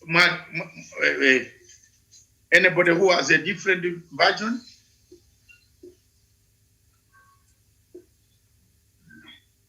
If you have something. Dr. One thing I wanted to also say is that there is a misconception that William Ruto is making inroads in central Kenya. I don't think that perception is true. One, I think William Ruto has only been able to excite a small population in central Kenya, which constitutes first-time voters, people who voted for the first time in 2017. But then people who are here in 2007, because you know it is William Ruto who costed Raila Odinga the presidency in 2007. Long before, when elections were still being counted, William Ruto had deployed ethnic militias in Eldoret and elsewhere, butchering Kikuyus. That is when the people around President Kibaki told him, Your Excellency, there is nowhere you are going, come rain or high noon sun. So that the people of central Kenya know whom their real enemy is. Then William Ruto goes to central Kenya and entices the first-time voters with small monies. I think after Sagana and the leaders in central Kenya coming out like the MCA from Othaya we mentioned here, goes back to the grassroots to begin engaging the people directly, Ruto's political fortunes in central Kenya is going to go up in smoke. Thank you. Thank you very much, viewers. That is the road of BBI. And I think in doing so, we have also discussed the hustler narrative, which is not very good. Therefore, we have killed two topics. We want to move on the question of Kapedo triangle. Insecurity, again linked to problems that are caused by the central, the perspective of this week. This week is perspective. We discuss Kapedo triangle, the banditry, the killings of police in Kapedo triangle, how people have died in Kapedo triangle. Why is there still insecurity? My comment on this one is very easy. Kenya government can look at what Uganda has done across. Uganda government of President Museveni, despite all the other bad things which Mr. Kirimi does not want, I know he doesn't want me to talk like this, but I will talk like this authoritatively, that in every human being there are good things and bad things. One of the good things that President Museveni has done across in Karamoja is that he has disarmed the Karamojongs. There is no more cattle rustling. There is no more guns in people's hands. They are growing crops. They are sending us cabbages, carrots, onions, granules, millet, sorghum, barley, diamonds, gold. It is now being done in an organized manner.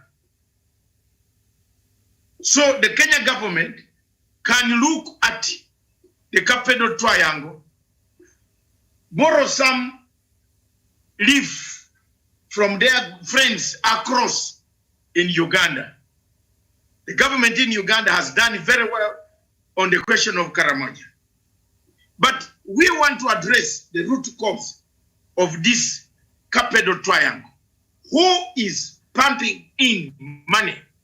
Who is buying the animals? This week we said the animals are loaded up in Eldoret. Have we ever arrested the general manager of the Kenya Railways in Eldoret? Why does he allow animals that are not his or not stolen animals to be loaded on the wagon? Why? That is the question that I want my panel Briefly, each 1 minute. Kirimi.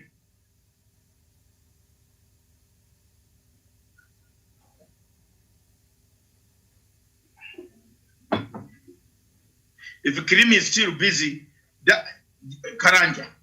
Yeah, thank you, Dr. David Matsanga, for that insight that you have given us.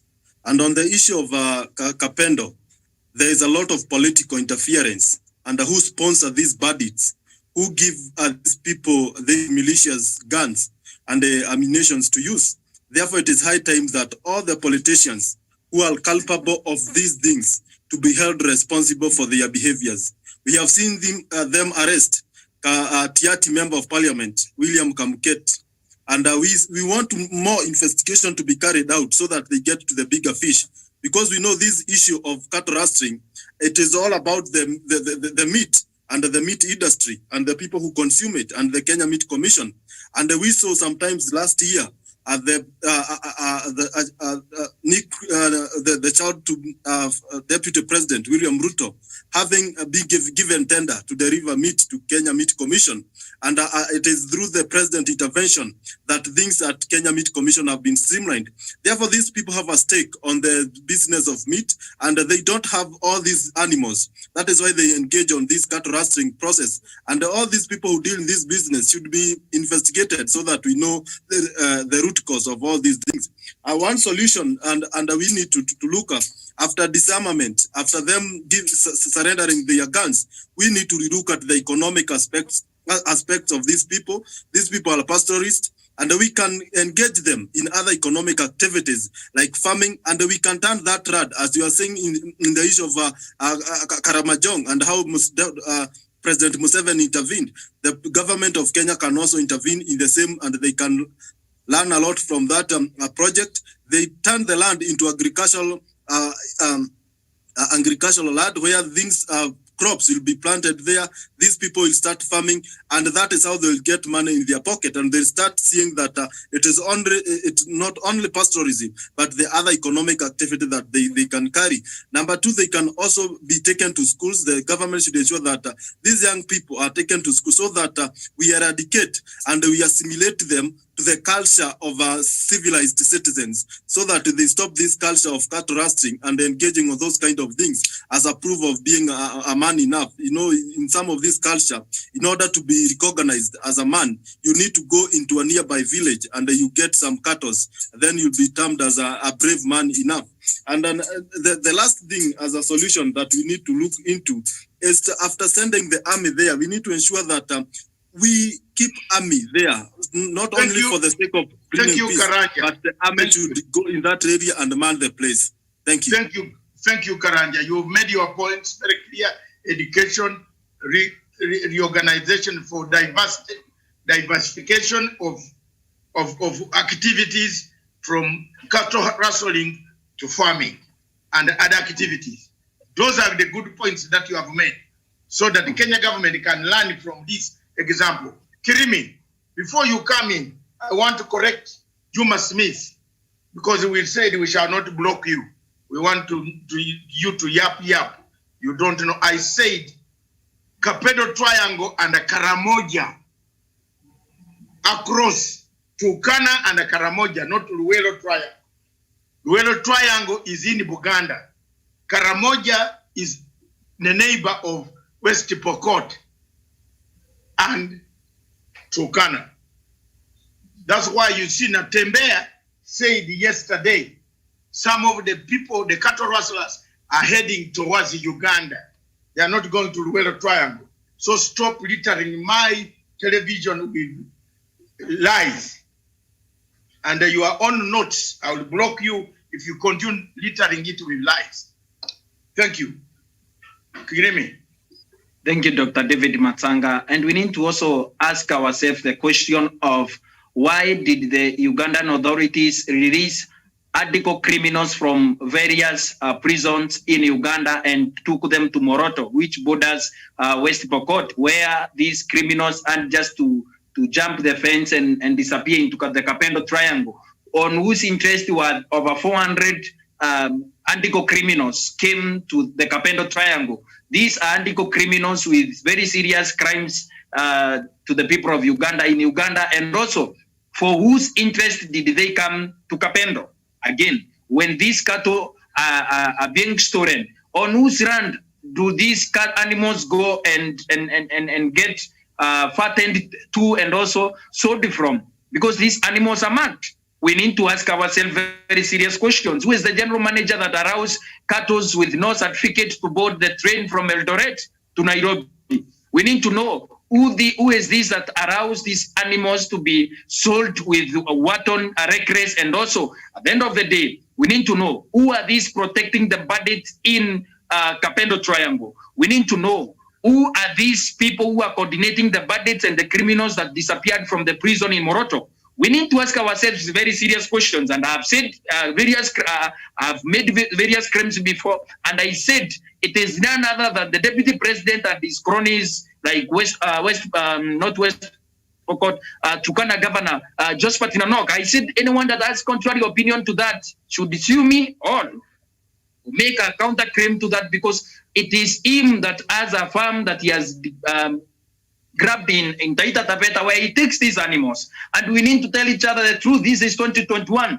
The people in Kapedo Triangle continue suffering because the deputy president and his political allies continue benefiting from these bandits. It is Museveni who released the prisoners specifically with a mission to help the deputy president cause insecurity on that front of Kapedo Triangle. Kapedo Triangle, and the government knows. I want the government, George Natembe, I know you are watching, the regional commissioner in Rift Valley. Please act on that intelligence. Don't wait for stories of rat and cat that you are told by people. Follow the ring of the prisoners that are in Kapedo Triangle. Who is giving these prisoners instructions? Who is giving the bandits instructions? Who is arming them? Where do these arms come from? These are questions, very pertinent questions that I'm raising, and that the people should be able to follow. Government agencies should be able to follow these questions. If we follow these questions, we can be able to deal with the issue of Kapedo Triangle once and for all, because we keep protecting people, leaders, local leaders, and also national leaders. In as much as we would want peace to prevail in Kapedo, there is no peace that can prevail if we don't deal with leaders that continue misusing the people in West Pokot and also the Kapedo Triangle for their own personal benefits. Where do these animals go to? Who are these bandits who are killing people? They are killing even senior police officers. Who is protecting them? Is it President Uhuru Kenyatta? Is it Deputy President? The claim that I have made, and I've said I'm very open. I'm an activist. I fear nothing. So if anyone wants to go to court on behalf of Deputy President William Ruto or Juma Smith, you are free to go, because I have made the claims that I can be able to back. And at the end of the day, I'm not going to substantiate this until the government gives me answers to the questions that I'm raising. Who led these 400 prisoners into Moroto, a small prison that has nothing, no maximum security and no nothing? They disappeared into Kapedo Triangle. For whose interest are they serving?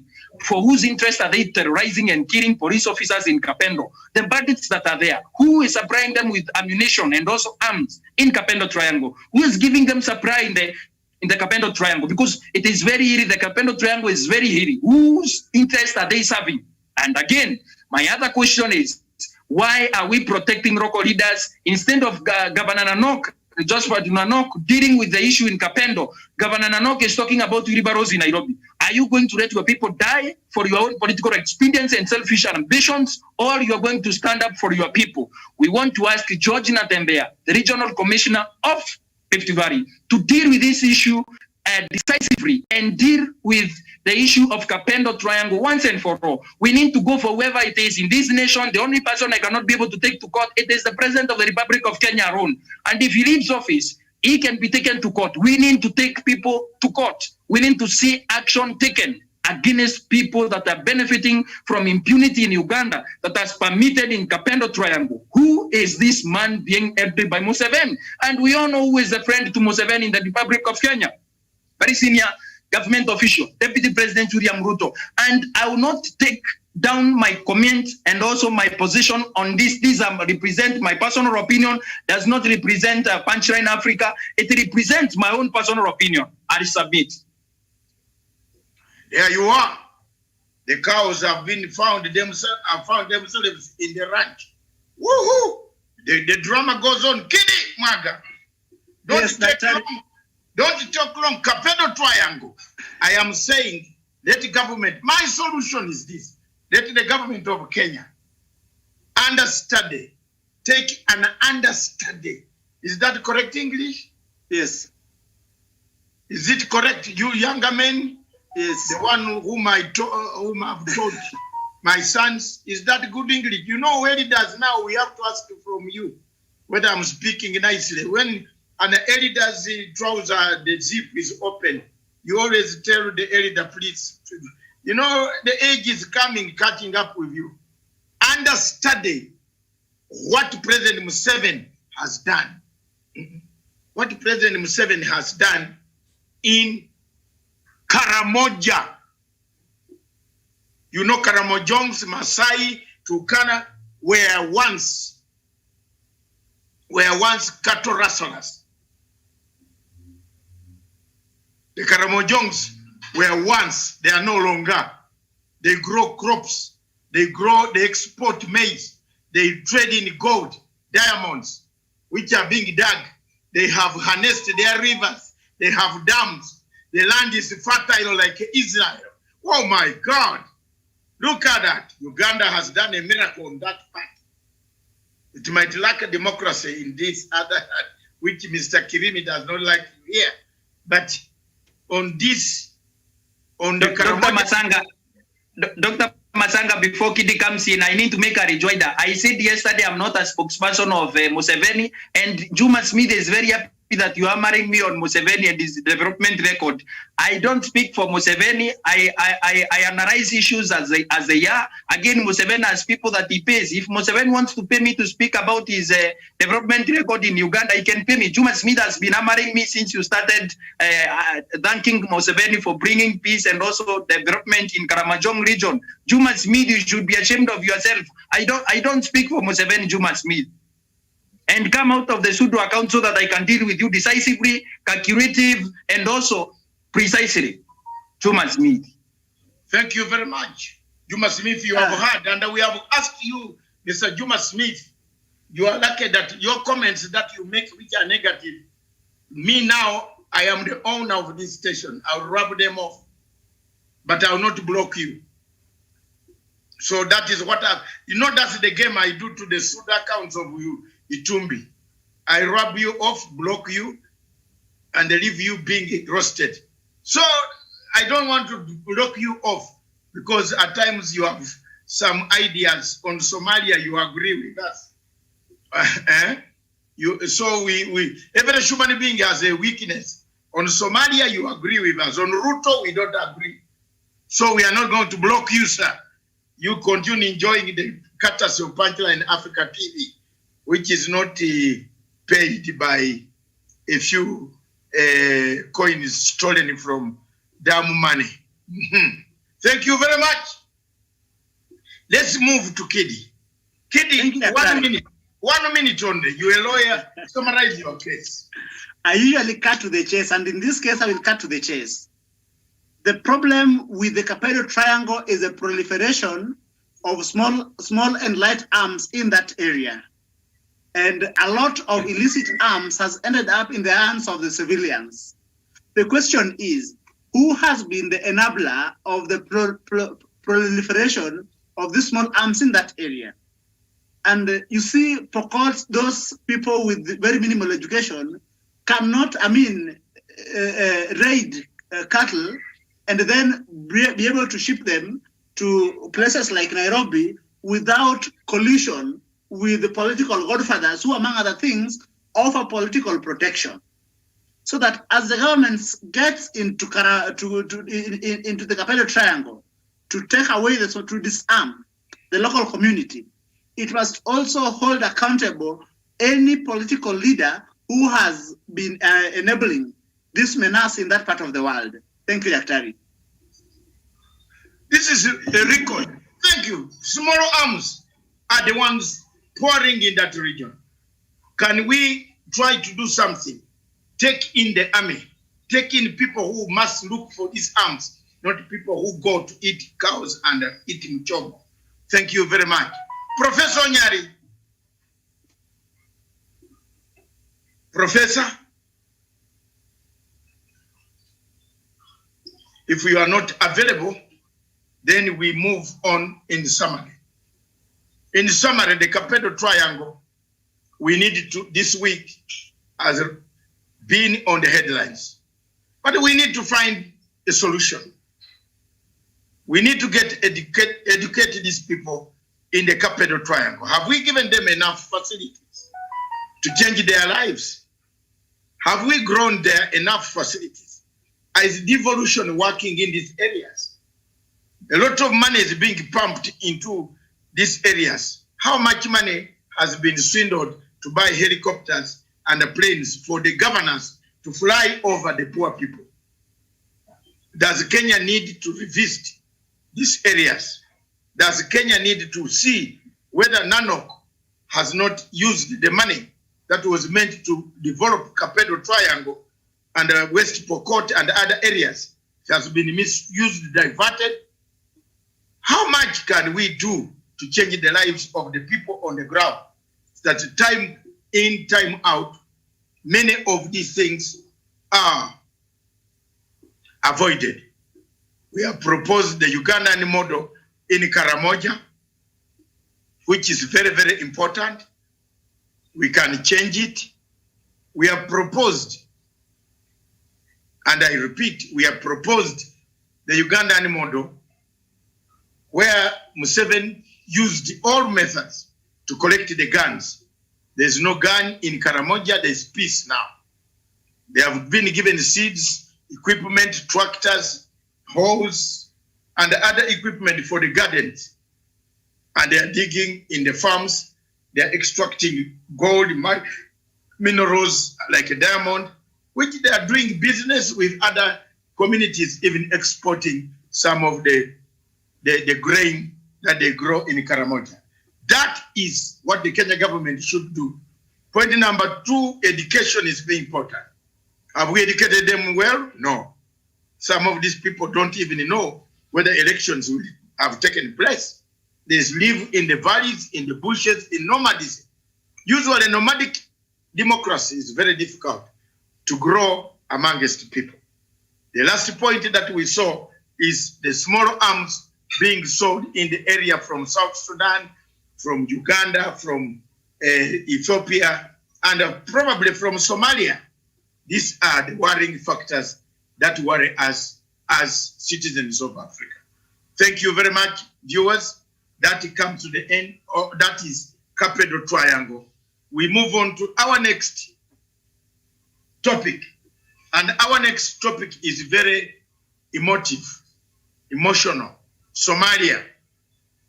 This week we saw Somalia in the headlines. And we were very, very happy, Professor. Unfortunately, we have moved, but we captured your point on Kapedo. You can rebut. We shall start with you on Somalia. Then you can use that chance to talk about what you want Kapedo to be done. This week, Somalia points out angles of an ugly face of threat to national, regional, and international security. Somalia has been under instability since 1991. Somalia has broken diplomatic relations with Kenya. Recall its ambassador forced Kenya's ambassador to leave Mogadishu. Kenya has stabilized the port of Kismayo and the Jubaland. Mogadishu remains a volatile, terrorist-infested area in the entire Somalia. And the whole area and the regions in the middle center of Somalia. Do we need to rearrange Somalia? How do we rearrange Somalia? I remember Nigeria, people were telling Buhari, General Babangida said, Nigeria needs rearrangement because the terrorists, Fulani, the Boko Harams, cannot live with men who don't have a gun. The herdsmen of the north are not able to live with the farmers, the cotton growing, the cocoa growing, the palm growing farmers of the south. Can we rearrange Nigeria?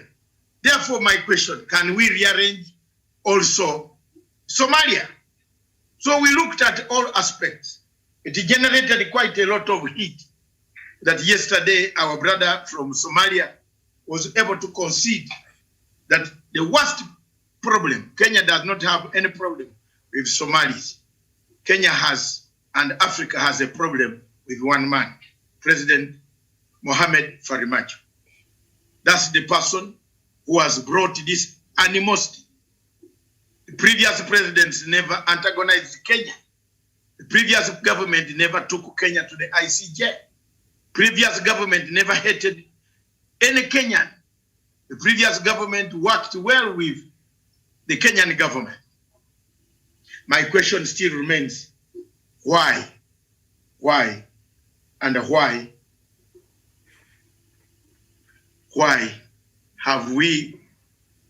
has President Farmajo opened up a Pandora box? Is it because of elections next month? Does he want to depict Kenya as the aggressor in order to win votes? Will he ever bring stability in Kenya? Professor Onyari.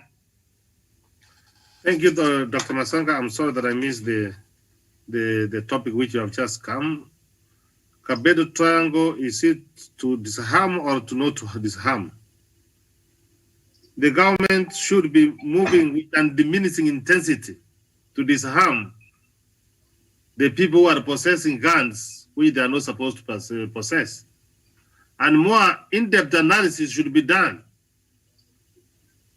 to know who are the troublemakers at the Kapedo and be dealt once and for all. And I hope from what I heard from the Cabinet Secretary Interior, Dr. Fred Matiang'i, this time Dr. Masanga, watch this space. Let me just proceed to Somalia. Dr. Masanga, I've been on record, and as a peace and conflict person at the Horn of Africa, I will never say that, Dr. Masanga, we should embrace peace. We should embrace dialogue. No matter how long it takes, we must keep on talking to each other. God decided at this point in time that Somalia and Kenya will be neighbors. Whether we talk to one another or we don't talk to one another, we will still neighbors. That one you cannot run away. You cross your boundaries, you cross the diplomatic relations with Kenya, we are still neighbors. So the best and the least thing you can do, Dr. Masanga, to your neighbor is to have good relationship. That's why from where I take all the manner of allegations which have been raised against Kenya and the concern which have been said, Dr. Masanga, I listened very carefully to our comrade Ahmed yesterday, what he was trying to say. And I was thinking, I was having in my mind, do we just recall our advanced forces from Somalia? Do we get out of the Amazon? And I came to realize, Dr. Masanga, innocent people will suffer. So we are forced by circumstances, Dr. Masanga, and those people want to have stability in the region. We continue working for one another and working for the common people of Somalia. What Ahmed did not understand that the war in Somalia is very expensive. We are doing at the expense of our taxpayers' money, Dr. Masanga, to ensure that there is a stability in Somalia. But the President Farmajo has decided to behave the way he has behaved. We cannot be able to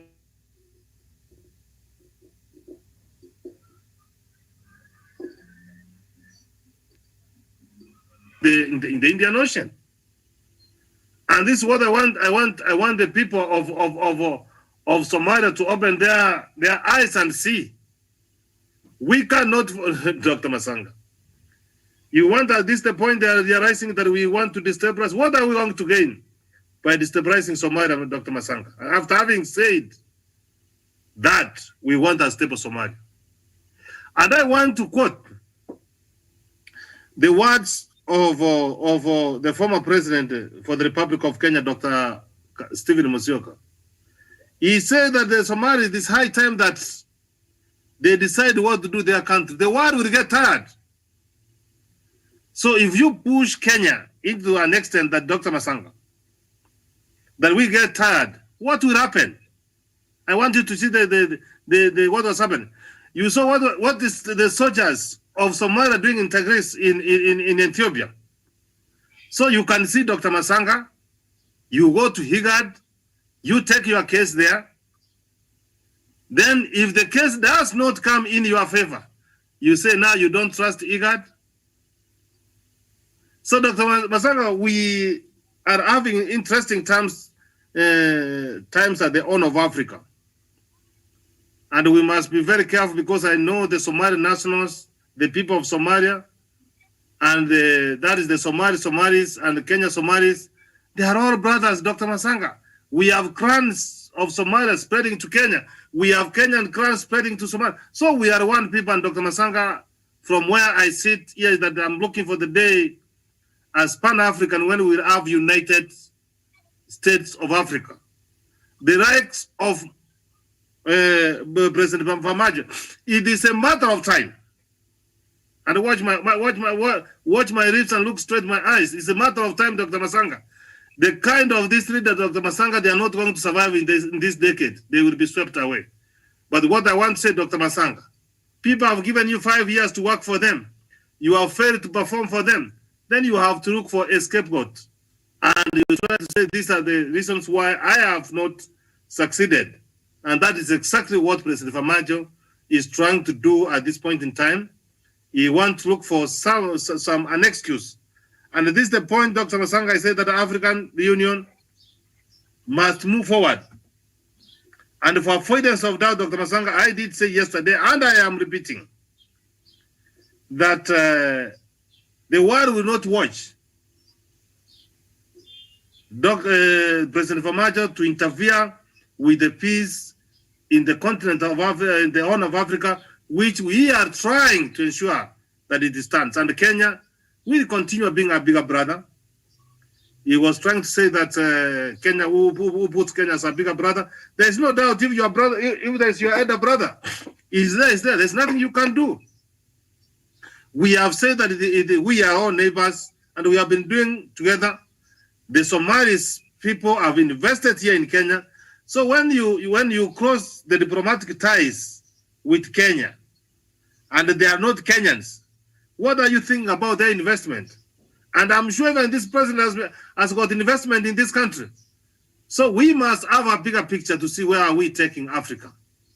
President Uhuru Muigai Kenyatta is committed, and he has a greater vision to see that Pan-Africanism, that Africa moves forward.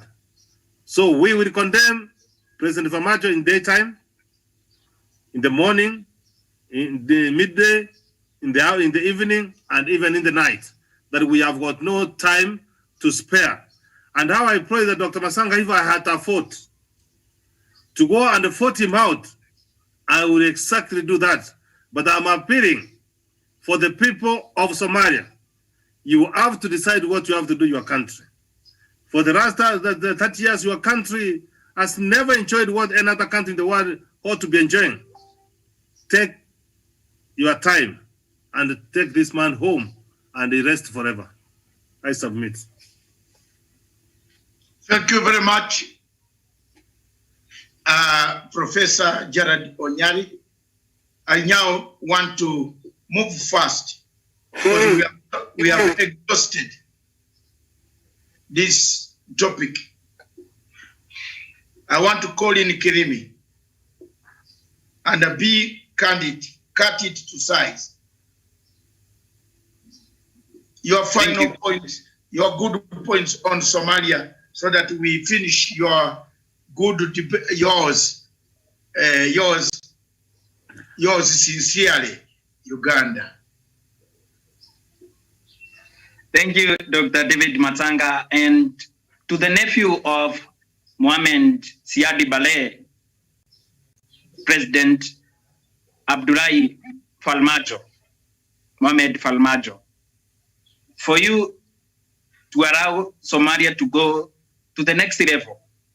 In the next election, you have to be defeated. For Somalia to pacify its peace and also their people to be happy, Mohamed Farmajo, you have to be defeated in the next election. Mohamed Farmajo, playing the card of nationalism for you to win an election, you have to be defeated, because at the end of the day, we want to look at the greater opportunities for the people of Somalia. Somali people are very hardworking, very industrious, and very committed people to whatever they do. Mohamed Farmajo, you have been able to trample down on that.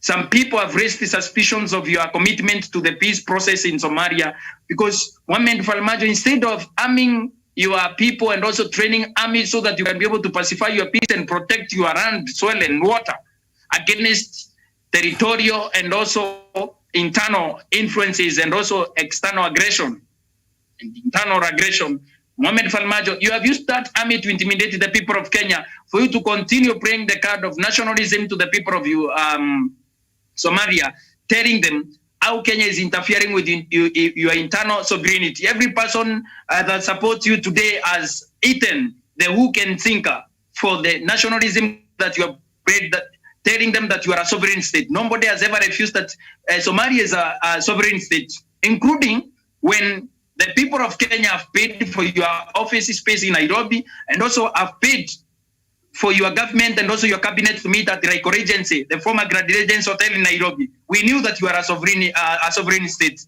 When Al-Shabaab has been ravaging Somalis and also Somalis have been blackmailed around the world and also been labeled Al-Shabaab, we knew that you are a sovereign state.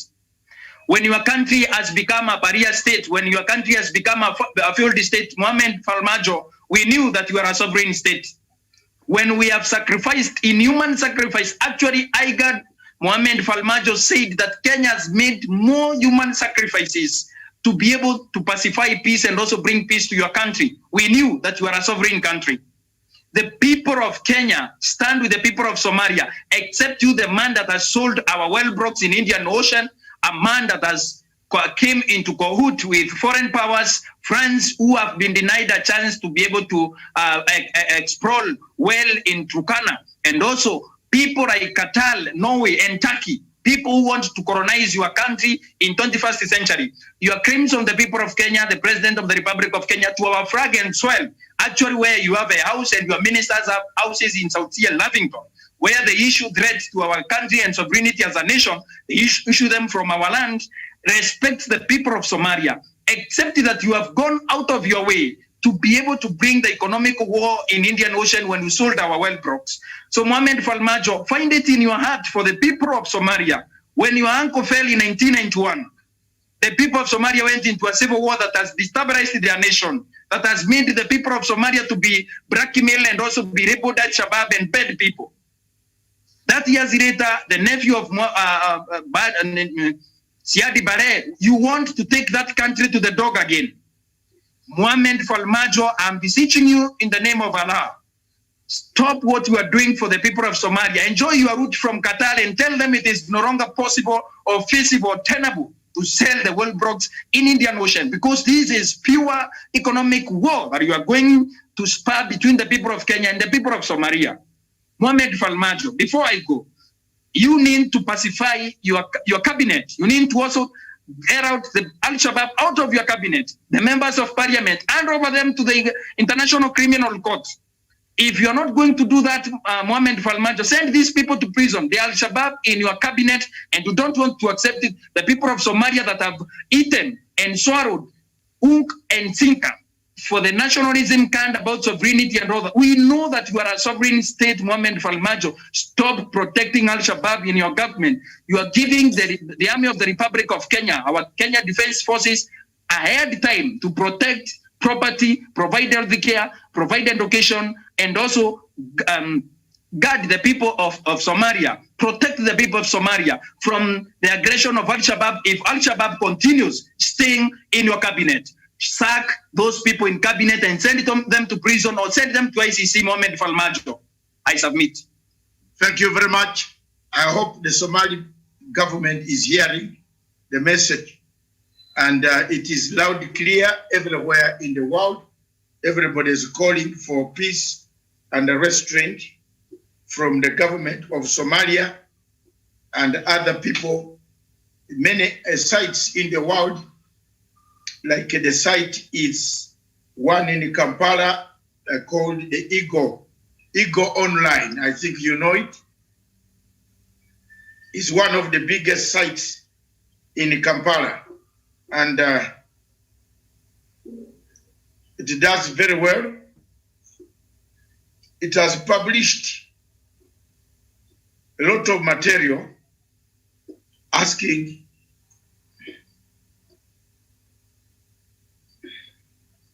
so many questions. And very many people are writing on it. So thank you very much. Those are very candid questions that you have put to the government of Somalia. Karanja, my brother, wind us up. Wind us up. We don't have much time.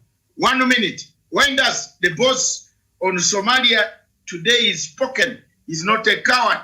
He says he's not a coward. He wants Ahmed to come online. Bring Ahmed back if you are hearing anywhere. Yeah, thank you, Dr. David Matsanga. And you know, throughout this week, we have exhausted on the issue of Somalia. And I'm quite saying that we are heading on the right direction. And the people of Somalia, things will stabilize when Farmajo is out of office. We have seen him disregard the report that came out from IGAD. And this is an independent regional body that investigated the claims that Farmajo had towards Kenya that brought to the break of diplomatic ties with the country called Kenya.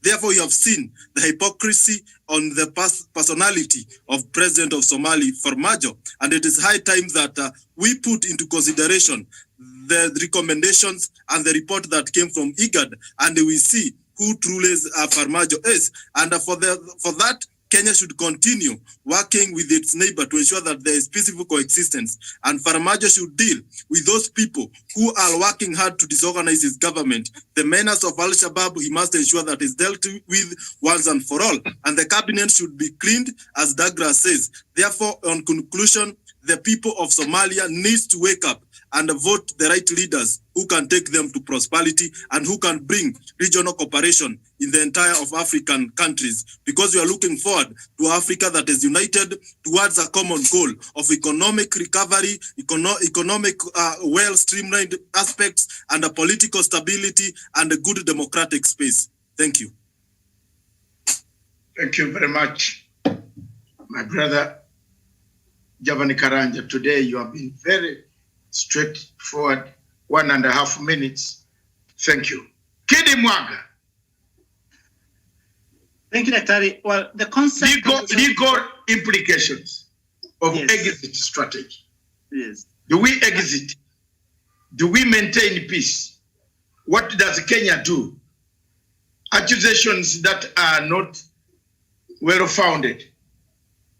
Do we just continue as if nothing has happened?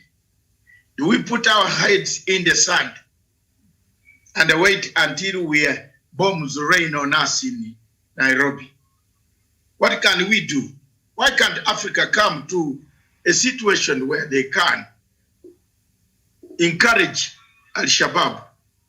Do you think, as a legal mind, is it time to talk to Al-Shabaab?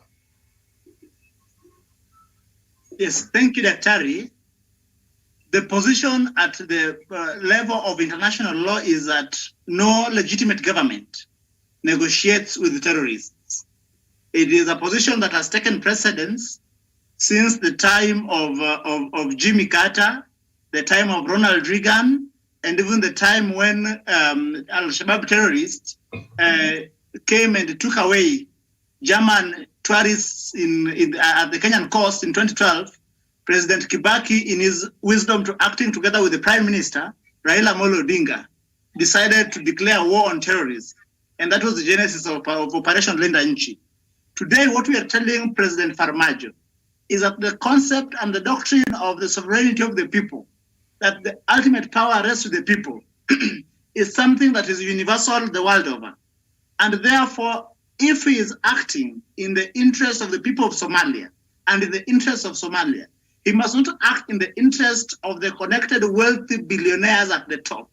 He must have the interest of the ordinary Somalis at the bottom who are ravaged by the war, by terrorism, by poverty, by hunger and disease.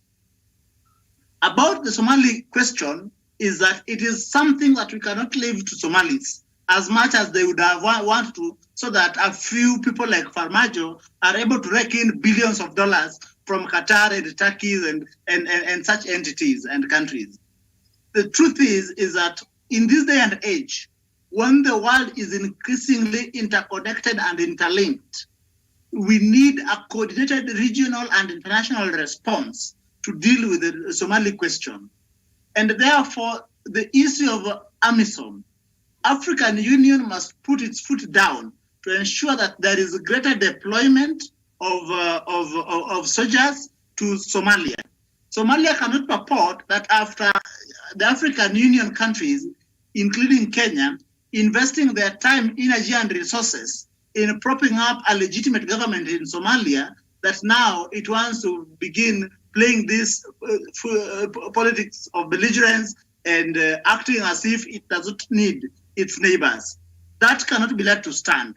And therefore, going forward, we hope that there is going to be a greatly more coordinated regional and international response into the Somalia question. Thank you, Daktari.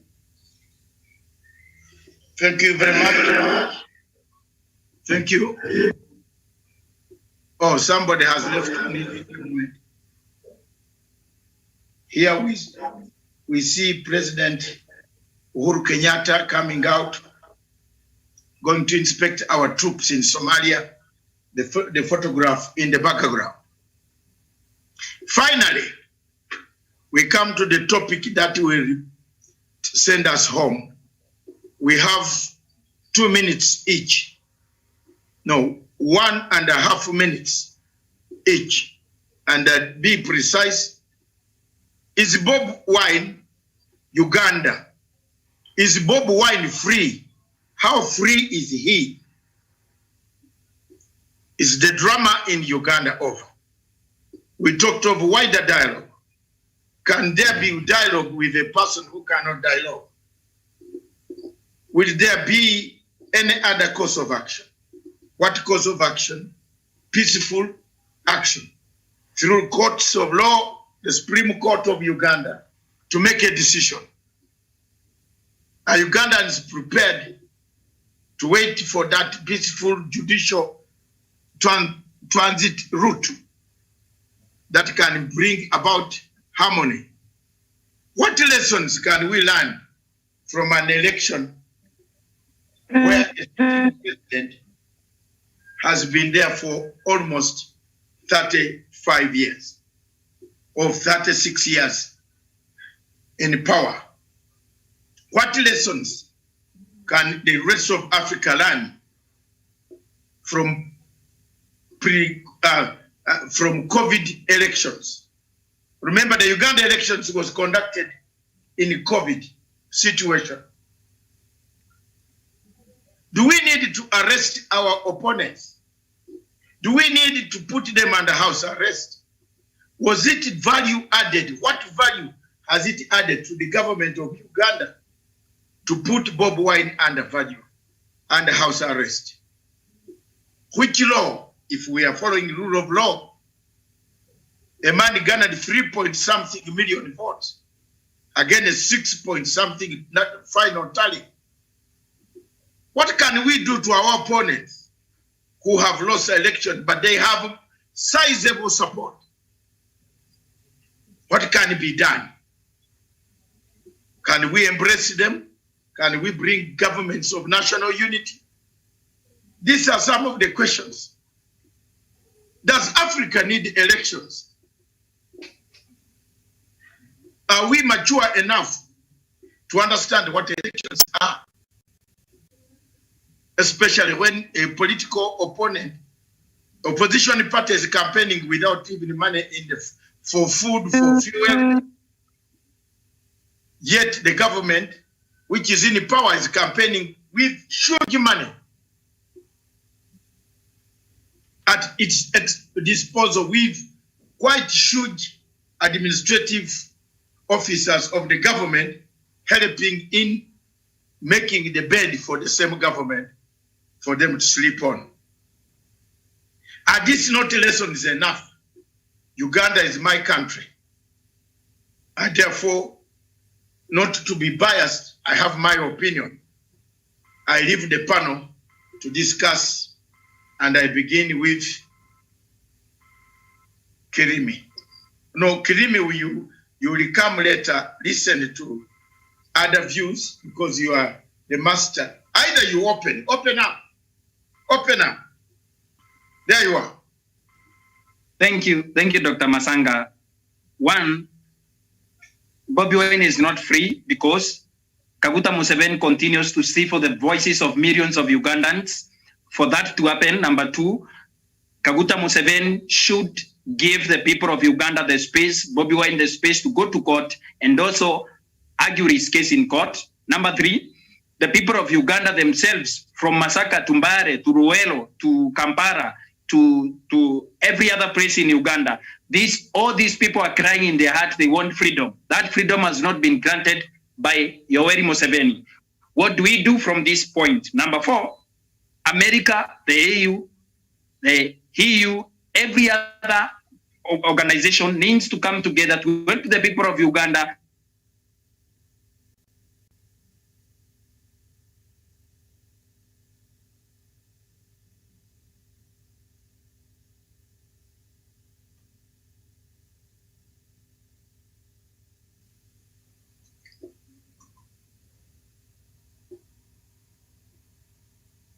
We seem to have lost Douglas.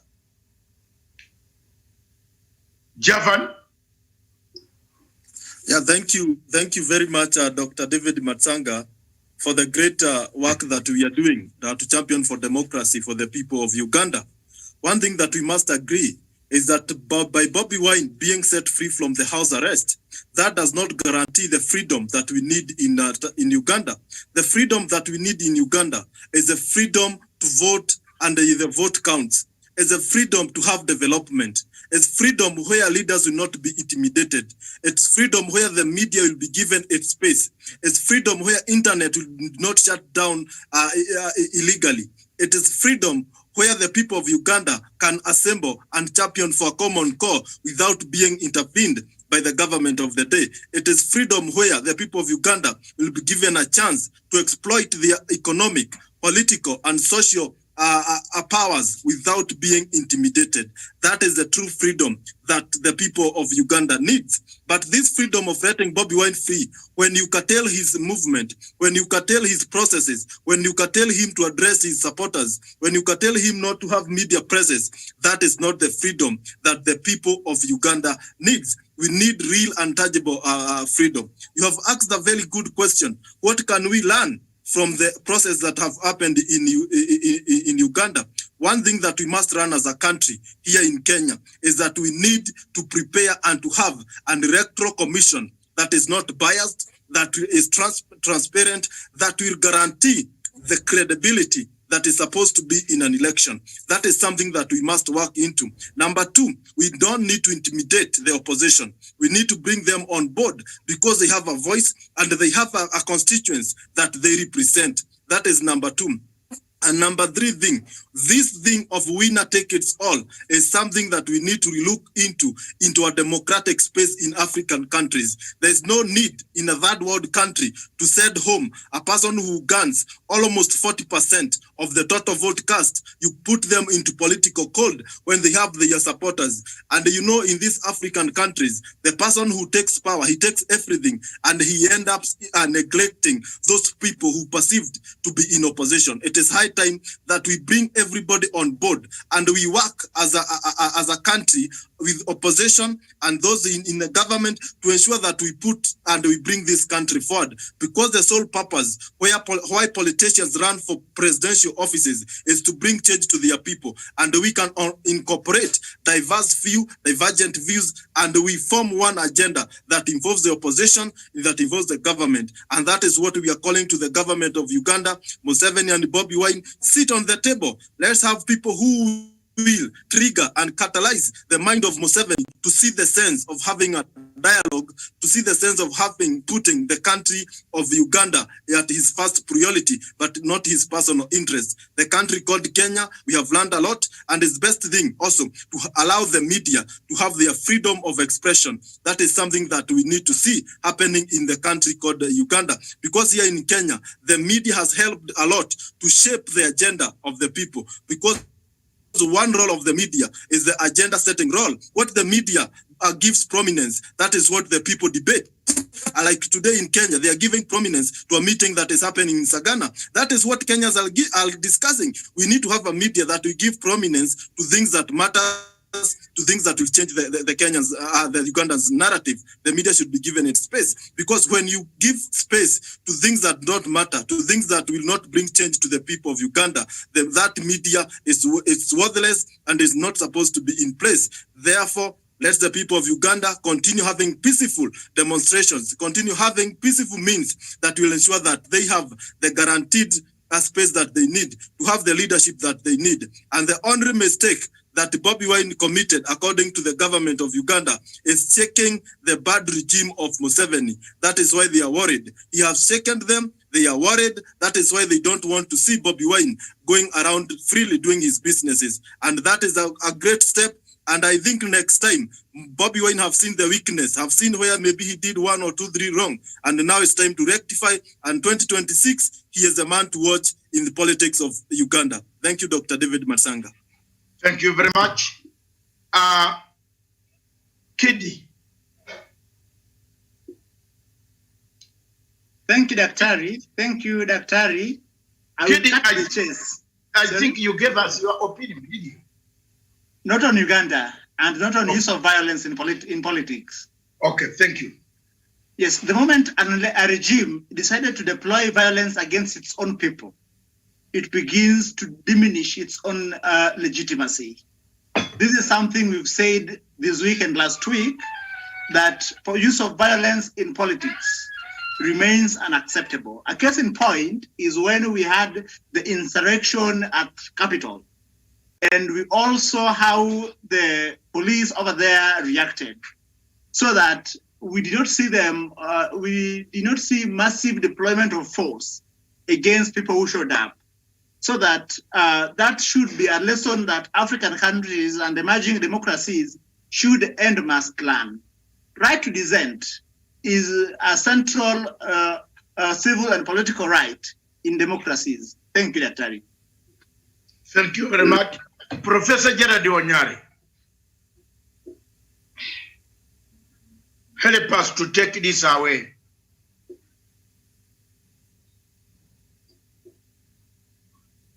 Professor Onyari.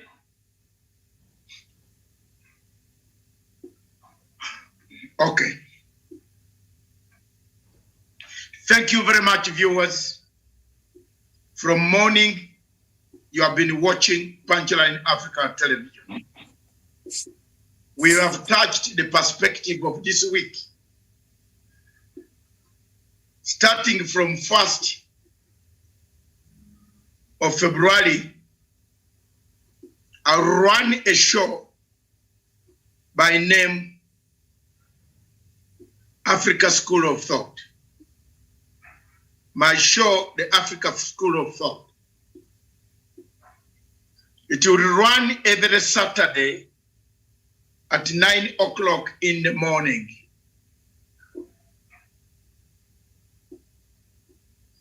So that I can catch very many of you who are at home, and I will transmit it direct to you every Saturday. That show, Africa School of Thought, is my organization. I bring out matters that touch Africa.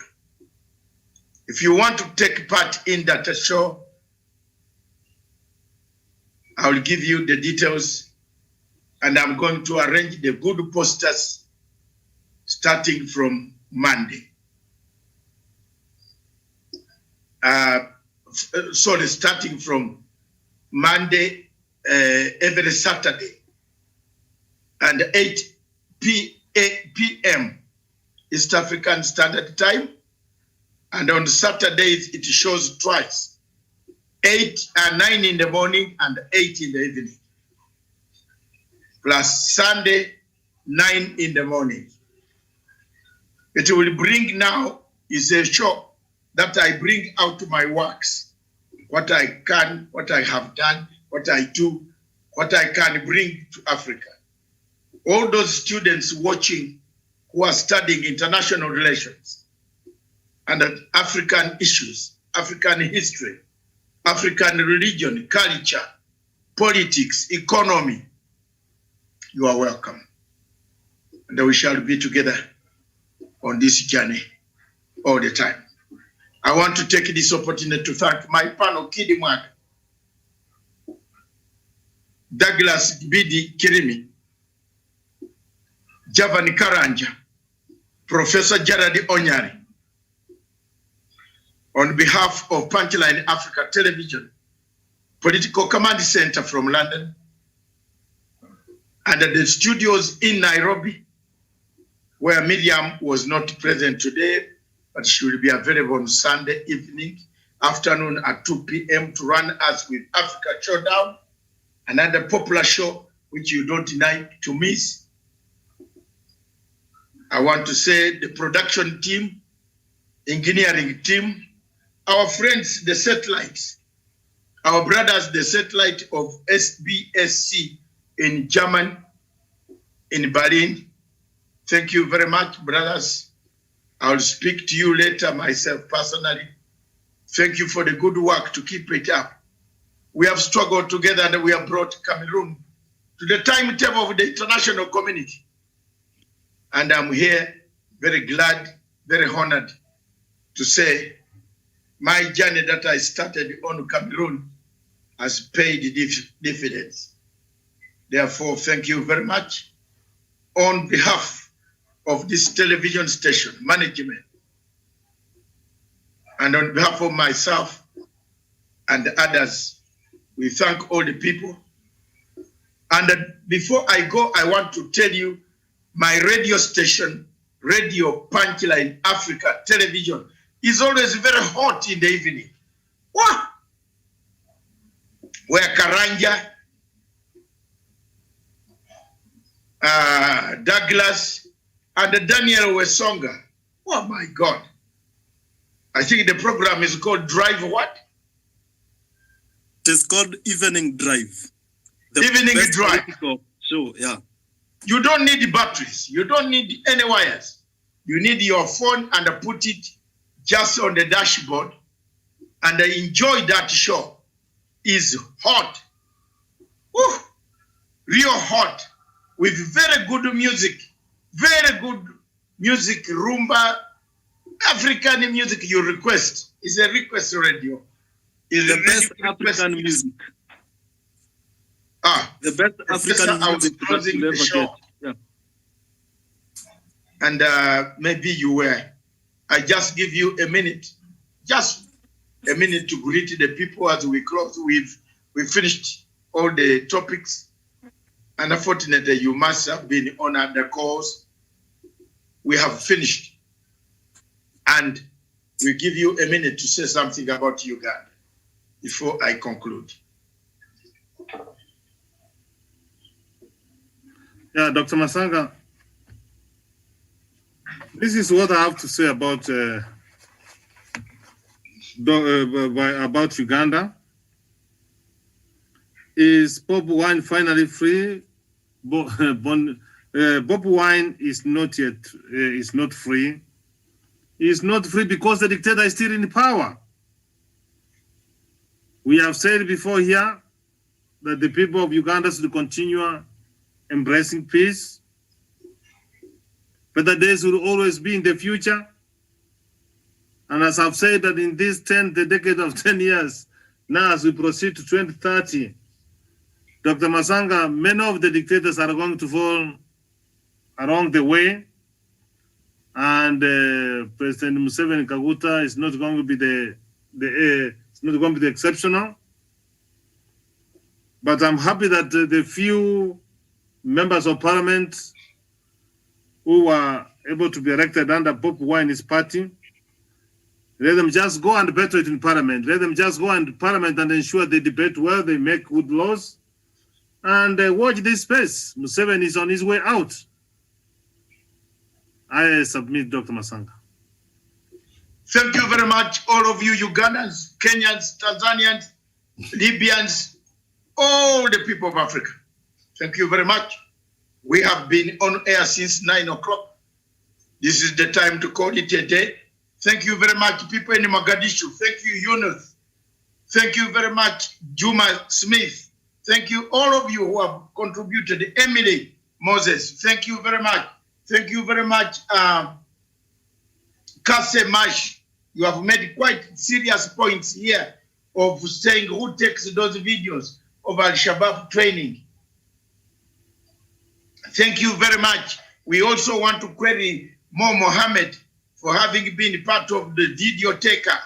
Maybe he knows more where they are. Thank you very much, all of you, for contributing to the livelihood of the African community by talking through the community radio stations, which I have provided a platform, the television, and the next month we shall also have an extra African radio that will be speaking particularly on African and issues and international issues based in London. It will be broadcasting live, and we shall send you the details for that radio that will be coming all the way from London to deliver the message to Africa. And we thank you very much, all of you. We thank the people of Africa. We thank the people of Kenya. We want to pray for the people of Kenya to have peace. Peace is paramount. Unity of purpose paramount. Reconciliation paramount. Restitution paramount. Accountability paramount. Truth-telling paramount. Above all, the most paramount issue is healing. Is healing. Gentlemen, I have done my bit. Shakespeare said, the world is a stage where you come, play, and go. I'm not going forever anywhere, but I'm now calling it a day so that I can discuss many things, other things with Mr. Wote and others. And on behalf of myself from the Political Command Center in London, cheers, Professor, cheers, Karanja, cheers, Kidimwaka, cheers, Kirimi, our brother who left. Thank you very much. God bless you. God bless the station. Some you can come on after you have cleared on. Come on the line. I want to talk to you.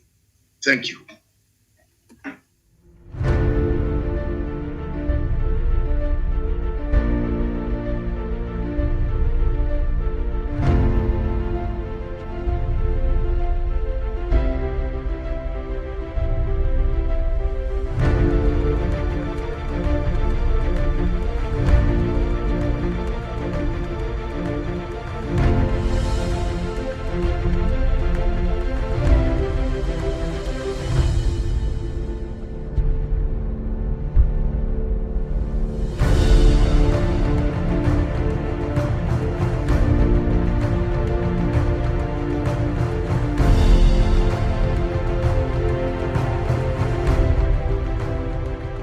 Peace must be our goal and our guide.